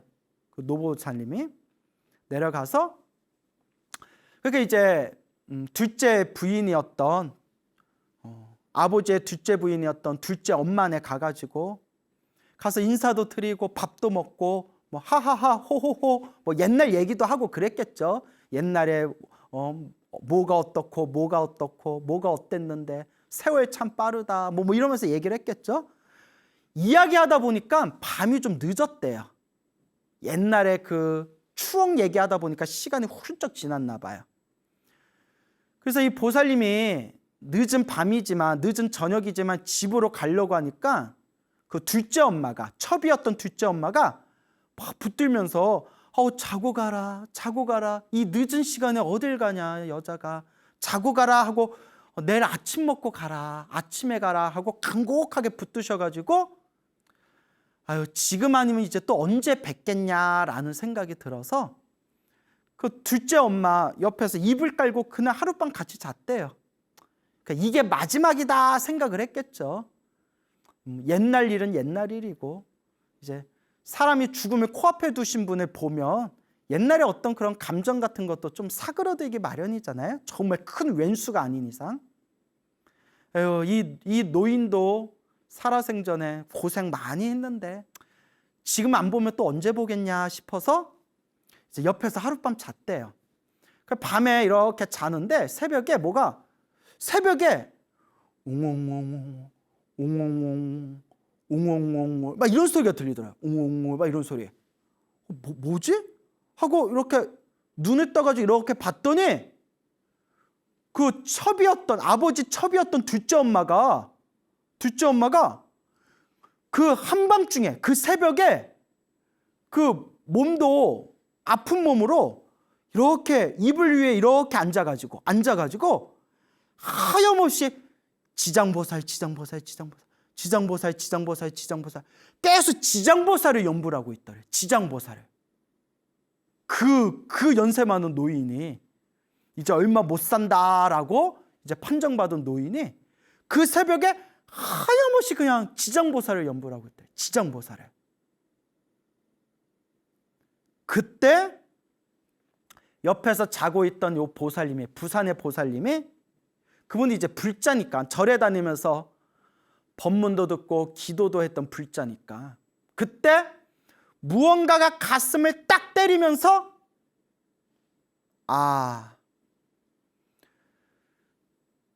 처불하던 둘째 엄마네 애들이 다 잘 풀린 이유가 있었구나라는 생각이 납득이 되더래요. 그래서 이 노보살님이 하시는 말씀이 불현듯 옛날 생각을 떠올려 보니까, 조강지처했던 자기 엄마가 자식들만큼은 끔찍하게 아꼈지만 되게 인색하고 야박했대요. 내 엄마지만 엄청 인색하고 야박했대요. 자식한테는 하염없이 내 새끼 자식한테는 쏟아부었지만 주변에는 되게 베풀 줄 모르고 아주 인색하고 야박하셨대요. 마음 쓰는 게. 그래서 심지어 이모가 있었는데, 이모가 엄마 보겠다고 이모가 몇십 리길을 걸어가지고 왔는데 따뜻한 밥 한 끼 안 주고 돌려보냈대요, 집으로.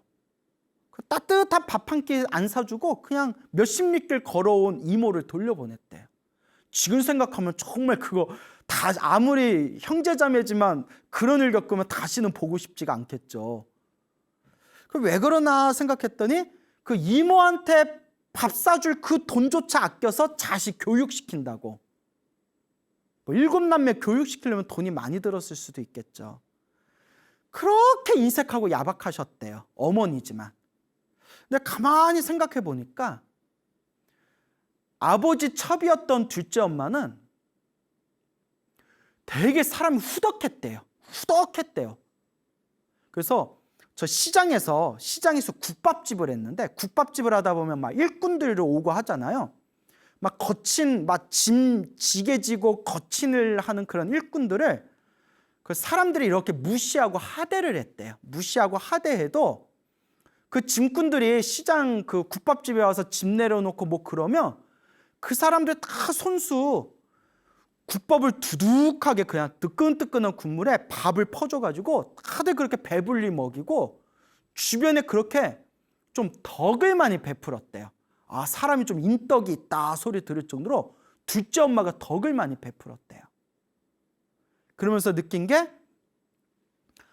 저렇게 둘째 엄마가 저렇게 새벽마다 일어나가지고 평생을 우리 자식들 잘 되게 해주십시오, 자식들 잘 되게 해주십시오, 저렇게 평생 지장보살 연부를 하고, 그렇게 젊었을 때부터 사람들 사이에서 인덕 있다라는 소리 들을 정도로 사람들한테 잘 베풀었으니 저 집안의 애들은 저렇게 별탈 없이 무탈 없이 일 없이 저렇게 저 집안의 자손들은 편안하게 살아가고, 안타깝게도 남에게 야박하게 굴고 인색하게 굴었던 우리 엄마네 집안에 우리 자손들은 이렇게 자꾸 안 좋은 일이 터졌나 보구나라는 생각에 그렇게 가슴을 딱 때리더래요.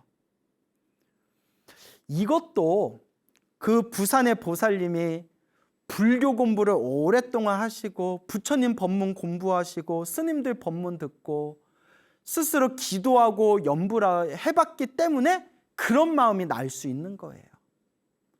그때 당신이 정말 어떤 큰 경험을 하셨다라는 그런 이야기를 제가 건너서 전해 들었습니다. 그래서 그런가요? 제가 어른 스님들께 들은 얘기인데, 어른 스님들이 이제 평생 동안 이제 출가 수행자로 이렇게 살아오시면서 주변에 수많은 사람들을 만나고 경험하고 이렇게 목격하신 일들이 있으실 거 아니에요. 근데 어른 스님들이 이런 얘기를 종종 하는 걸 들었어요. 절에 아무리 열심히 다녀도 절에 다니면서 자기 승질머리가 고약했던 그런 신도들 자식들이 보면 일이 잘 안 풀리는 게 그런 걸 이제 보게 된대요. 몇십 년 동안 그 집안을 이렇게 봤으니까 아실 거 아니에요? 그 절에 오래 다녀도 그 승질머리 못되고 자기 승질 그 못되게 굴었던 그 신도들 그 자식들이 보면 이렇게 보면 일들이 잘 안 풀리더라.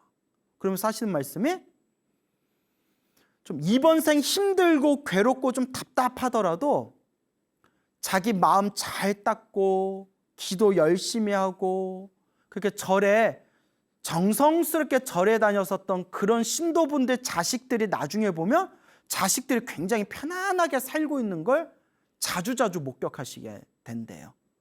그런 얘기를 제가 여러 번 들었어요. 예. 참 신기하죠? 그래서 제가 늘 말씀드리잖아요. 기도하고 복 짓는 것도 중요하지만 세 번째가 가장 중요하다. 마음을 잘 써야 된다. 그 말씀을 평소에 자주 드렸지 않습니까? 그래서 내가 지금 살아가면서 내가 어떤 마음으로 덕을 베풀고 살아가느냐. 참 이 인연법이라는 것이 참 쉬운 게 아니구나, 참 어렵구나라는 생각이 많이 듭니다. 이 소나무 지금 법문을 듣고 계시는 여러분들은 어때요? 평소에 주변에 인색하고 야박하게 사십니까? 아니면 조금 이렇게 부족하면 부족한 대로 조금이라도 이렇게 덕을 베풀고 그렇게 친절하게 사람들을 대하면서 살아가십니까? 참 쉽지가 않죠? 그래서 제가 늘 드리는 이야기가 자꾸 닦아야 된다. 닦아야 된다. 자꾸 조금씩이라도 닦아 나가야 된다. 결국 그 공덕이 나에게 돌아오더라. 라는 말씀을 여러분들께 늘 드리는 겁니다. 그 소나무 애청자이신 어느 불자님이 있어요. 여성 불자님이 계시는데, 보살님이 계시는데, 이 불자님께 제가 직접 들은 얘기예요. 직접 들은 얘기입니다. 아마 지금 이 영상을 보고 계실 수도 있어요. 그 불자님께서 이렇게 식당을 운영하신대요. 이렇게 식당을 운영하시는데 그 식당을 운영하시면서 지금까지 살아오는 삶이 너무너무 힘들고 괴롭더래요. 내가 왜 사나? 내가 왜 사나? 말 그대로 죽지 못해서 살듯이 매일매일 하루하루 살아가는 게 너무 힘들고, 그리고 남편하고 그렇게 사이가 안 좋대요.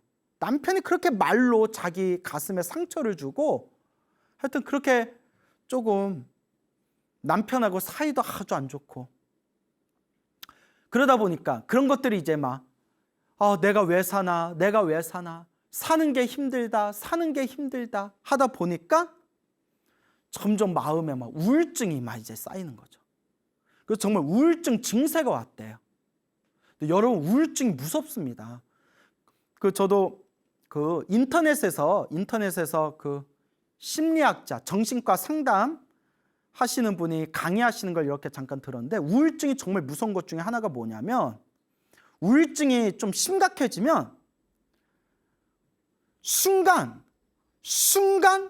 확 죽어버리고 싶다라는 마음을 일으킬 때, 그때 정신줄을 놓아버리고 스스로 목숨을 끊는 경우가 많답니다. 우울증이 딱 그 고비만 넘기면 되는데, 그때 마치 술 취한 사람이 몸을 가누지 못하듯이 한번 우울증 심각한 사람이 한번 그런 게 세게 올 때가 있대요. 그럴 때 이제 누가 옆에서 이렇게 있으면서 이렇게 좀 마음을 보듬어줘야 되는데, 그래서 우울증 있는 사람들이 혼자 있으면 무섭다는 거예요. 그래서 혹시 주변에 우울증 있는 분들이 있으면 이렇게 옆에서 좀 대화도 해주고 마음도 어루만져주고 해야 하는 게 좋죠. 그래서 그 보살님도 막 우울증 증세가 이제 왔는데, 또 이분이 하시는 말씀이, 그러니까 이분 말씀이 집안에 터가 센지 새로 그 집에 이사하고 난 뒤로 계속 이제 가위가 눌린다는 거예요. 가위가. 여러분 가위 눌려본 사람들은 알지만 가위 눌리면 엄청 힘들고 괴롭잖아요. 막 가위가 눌리고 꿈에서 자꾸 귀신이 나타나는 악몽을 꾸는 거예요. 그래서 심지어는 어떤 꿈까지 꿨냐면 웬 여자 귀신이 나타나서 꿈에서 자기 머리카락을 붙들고 막 땅으로 질질, 머리카락을 붙들고 귀신이 자기를 막 땅으로 질질 끌고 다니는 그런 꿈까지 꿨대요. 너무 무서워서 막 가위 눌리는 게 너무 힘들고 악몽 꾸는 게 너무 무서워서 잠도 제대로 못 잘 정도였대요. 그러다가 우연히 인터넷에서 정말 우연히 우리 소중하나 무한행보 소나무 법문을 듣게 되었대요. 소나무 법문을 듣는데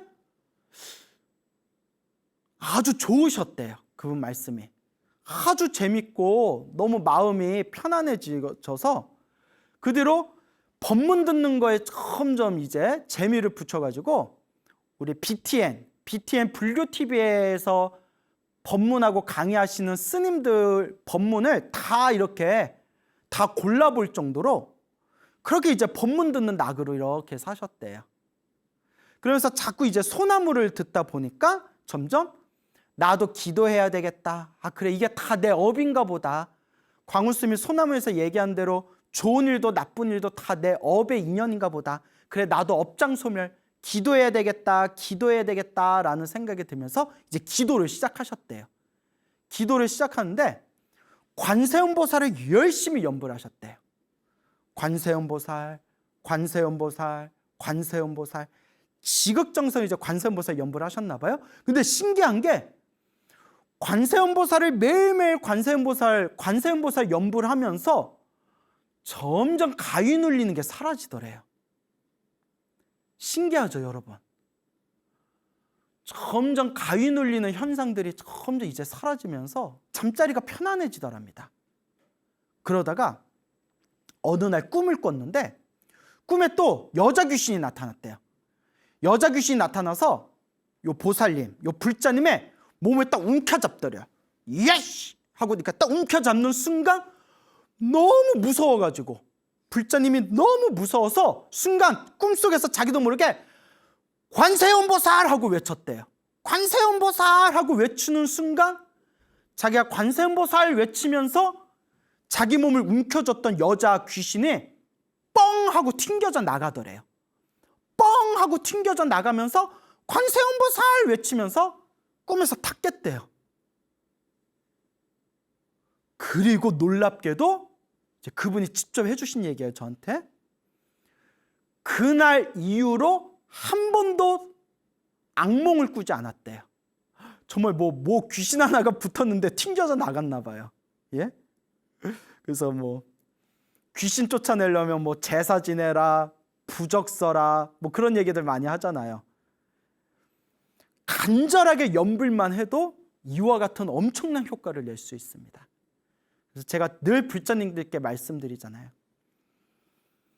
내 불행을 소멸하고 내 운명을 바꾸고 내 행복의 열매를 맺고 싶으면 가장 밑바탕이 바로 연불이다. 연불, 기도부터 시작해야 된다. 밖으로 뭔가 신비한 걸 구하지 말고 지금 이 순간 오로지 부처님 믿습니다. 과거 전생에서부터 지었던 저의 나쁜 업, 악업을 참회합니다. 저를 포함해서 모든 중생이 괴로움에서 벗어나 행복하기를 바라납니다. 라는 마음으로 연불하고 기도하는 것. 그게 바로 첫걸음입니다. 그래서 보살님이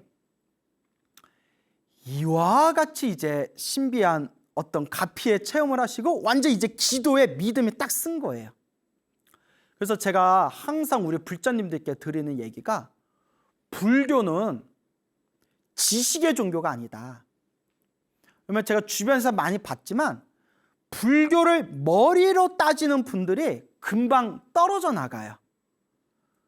부처님의 가르침을 교리로만, 지식으로만 이해하려는 분들이 오래 못 가고 뭔가 불심의 뿌리가 좀 약한 게 느껴져요. 그냥 제 개인적인 견해로는. 근데 정말 간절하게 기도하고 연불 해서 수행을 해서 뭔가 내면의 맛, 체험을 하신 분들은 좀 불교에 대한 지식이 모자르거나 부처님의 가르침에 대해서 조금 잘 모르는 부분이 있다 하더라도 그 부처님을 향한 그 불신만큼은 뿌리가 단단한 게 느껴져요. 왜? 내가 맛을 봤으니까, 내가 체험을 했으니까 그 뿌리가 단단한 게 느껴져요. 그래서 가장 좋은 거는 부처님 경전을 공부하면서 부처님 말씀에 의지하면서 연불하고 기도하는 게 제일 좋죠. 예.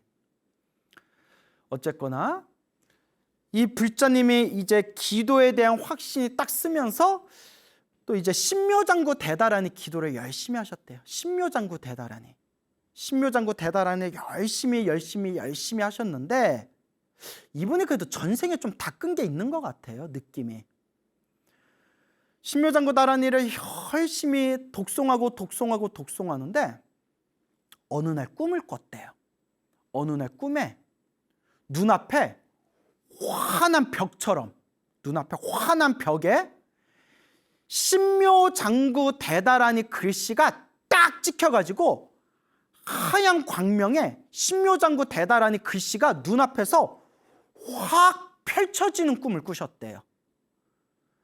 눈앞에서 신묘장구 대다라니 글씨가 환한 광명 속에서 눈앞에서 짠 하고 펼쳐지는 꿈을 꾸면서 잠에서 딱 깼는데 그날 그 꿈을 꾼 뒤로 우울증이 싹 사라지셨대요. 그 우울증이 싹 사라지면서 하루하루 괜히 막 행복한 감정이 막 솟구치더래요. 행복한 감정이. 자기한테는 이게 엄청난 변화라는 거예요.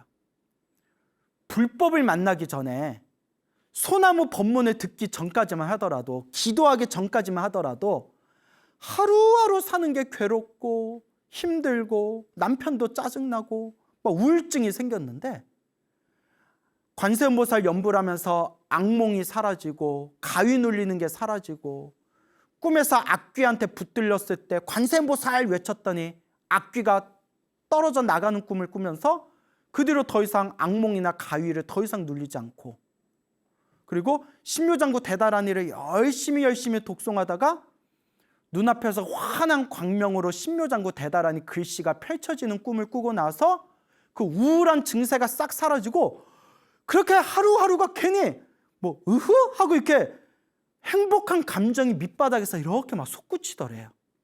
그러면서 진짜 놀라운 변화가 뭐냐면, 예전엔 그렇게 남편이 자기 속을 쿡쿡 찌르면 뭐 화가 나고 짜증나고 말싸움하고 부부싸움을 했는데 이제는 남편이 옆에서 무슨 말을 하더라도 후후 하고 그냥 웃고 넘긴대요. 남편의 그 짜증나는 시비를 웃고 넘길 수 있을 정도로 마음에 편안한 여유가 생기셨대요. 그 이야기를 저한테 직접 해주신 거예요. 아유, 보살님 너무나 대단하십니다. 정말 대단하십니다. 그게 값입니다. 그게 부처님 값입니다. 정말 훌륭하십니다. 그래서 제가 보살님이 이렇게 기도를 하셔가지고 큰 가피를 체험하셔서 너무 좋지만, 훌륭하지만 기도하다 보면 또 안 좋은 일이 생길 수 있고 나쁜 일이 생길 수 있고 좀 좋지 못한 인연이 닥칠 수도 있습니다. 그때도 흔들리지 말고 지금처럼 기도하시면 됩니다 했더니, 스님 제가 부처님과 기도에 대한 확신이 딱 생긴 것 같아요 라는 말씀을 하시더라고요. 그래서 제가 크게 칭찬을 드렸습니다. 그렇게 기도로, 부처님의 법으로 내 운명을 그렇게 점점 좋은 쪽으로 바꾸어 나가는 겁니다.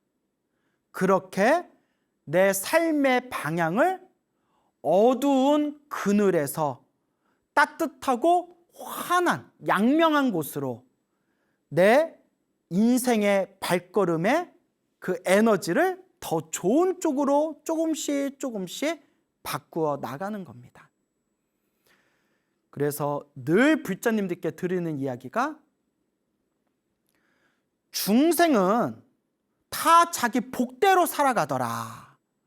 다 자기가 지은 복대로 살아가는 거예요. 광우 쓰면 복대로 살아가고 있고, 여러분들은 여러분들마다 다 복대로 살아가고 있어요. 그래서 누구를 부러워하거나 질투하는 마음이 점점 사라져요. 다 자기가 지은 복대로 살아갈 뿐인데, 내 복의 그릇을 넓힐 생각을 해야지 남하고 비교할 시간이 어디 있겠어요. 그래서 옛날 큰 스님들이 이 사바세계는 한바탕 중생들의 업노름이다 라고 했어요. 내가 지은 업보노름이다. 선업을 많이 지은 사람은 조금 더 행복하고 술술 살아갈 것이고, 악업을 많이 지은 사람들은 아무래도 내가 지은 업보대로 힘들고 답답한 삶을 살아가겠죠. 다 한바탕 업노름이다. 업노름. 업보대로 놀고 있다는 거예요. 그 부처님 경전에서는 이 모든 게 다 인연법이다. 좋은 인연이든 나쁜 인연이든 다 내가 지은 인연법이다. 중생은 다 자기 복대로 살아가는데 부처님의 가르침은 내 운명을 바꿀 수 있는 법이다. 내 운명을 바꾸기 위해서 필요한 3가지. 여러분 귀가 따갑도록 말씀드렸죠? 염불, 기도를 많이 해라. 염불하고 기도하면서 내가 몸과 말과 생각으로 지었던 내 나쁜 업, 내 나쁜 에너지를 자꾸 그것을 정화시키고 나쁜 그 업보를 소멸해야 된다. 염불을 많이 해라. 기도를 많이 해라. 둘째, 기도만 많이 하면 기도발이 약하다고 했죠? 기도하면서 조금씩이라도 복을 지어라. 남들에게 보탬이 될 수 있게, 이웃들에게 조금이라도 도움이 될 수 있게, 부처님과 부처님 가르침과 거룩한 수행자분들에게 복을 지을 수 있게 공양을 올리도록 그렇게 끊임없이 조금씩이라도 복 짓는 노력을 해라. 그 다음에 3번째가 제일 중요한 거죠. 마음을 잘 써야 된다. 마음을 잘 닦아야 된다. 이 3가지를 꾸준히 닦아 나가다 보면 점점 내 인생이 점점 편안하게 변화되어지는 것을 느낄 수가 있을 겁니다. 하지만 여러분들에게 제가 또 항상 드리는 이야기가, 누구는 기도를 조금 했는데 효과를 빨리 보는 사람이 있고, 누구는 기도를 많이 했는데도 효과가 더디거나 효과를 못 느끼는 사람이 있더라. 선생님, 내가 이렇게 열심히 기도했는데도 효과가 없는 것 같아요. 제가 뭐가 부족한 건가요? 기도 효과가 없는 건가요? 부처님이 영험이 없는 건가요? 아니라고 했죠? 이것도 다 무슨 법이다? 다 인연법이다. 기도를 조금 했는데도 효과를 빨리빨리 보는 사람은 그만큼 닦아놓은 게 있는 거고, 기도를 많이 했는데도 효과가 더딘 사람은 그만큼 풀어야 할 매듭과 그만큼 풀어야 할 숙제와 그만큼 내가 갚아야 할 빚이 많기 때문에 좀 더디게 느껴질 뿐이다. 그렇기 때문에 당장 효과가 있다 없다라는 거에 우리가 흔들리지 말고 묵묵히 내가 지은 업은 좋은 업이든 나쁜 업이든 반드시 내가 받는다라는 마음으로 묵묵히 그저 닦아나갈 뿐이다 라는 걸 항상 말씀드리는 겁니다.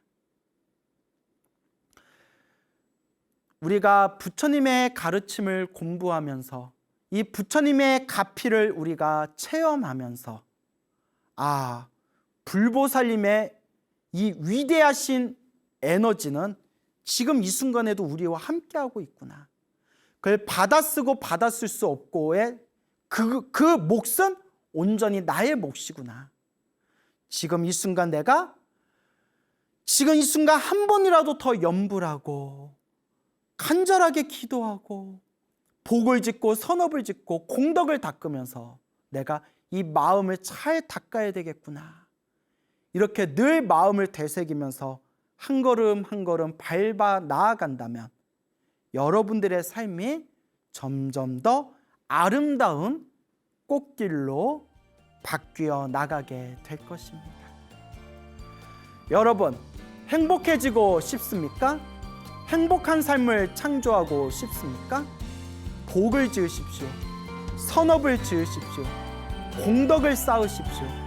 복과 선업과 공덕의 힘이 여러분들을 진정한 행복의 길로 이끌어 줄 것입니다. 여러분 성불하십시오.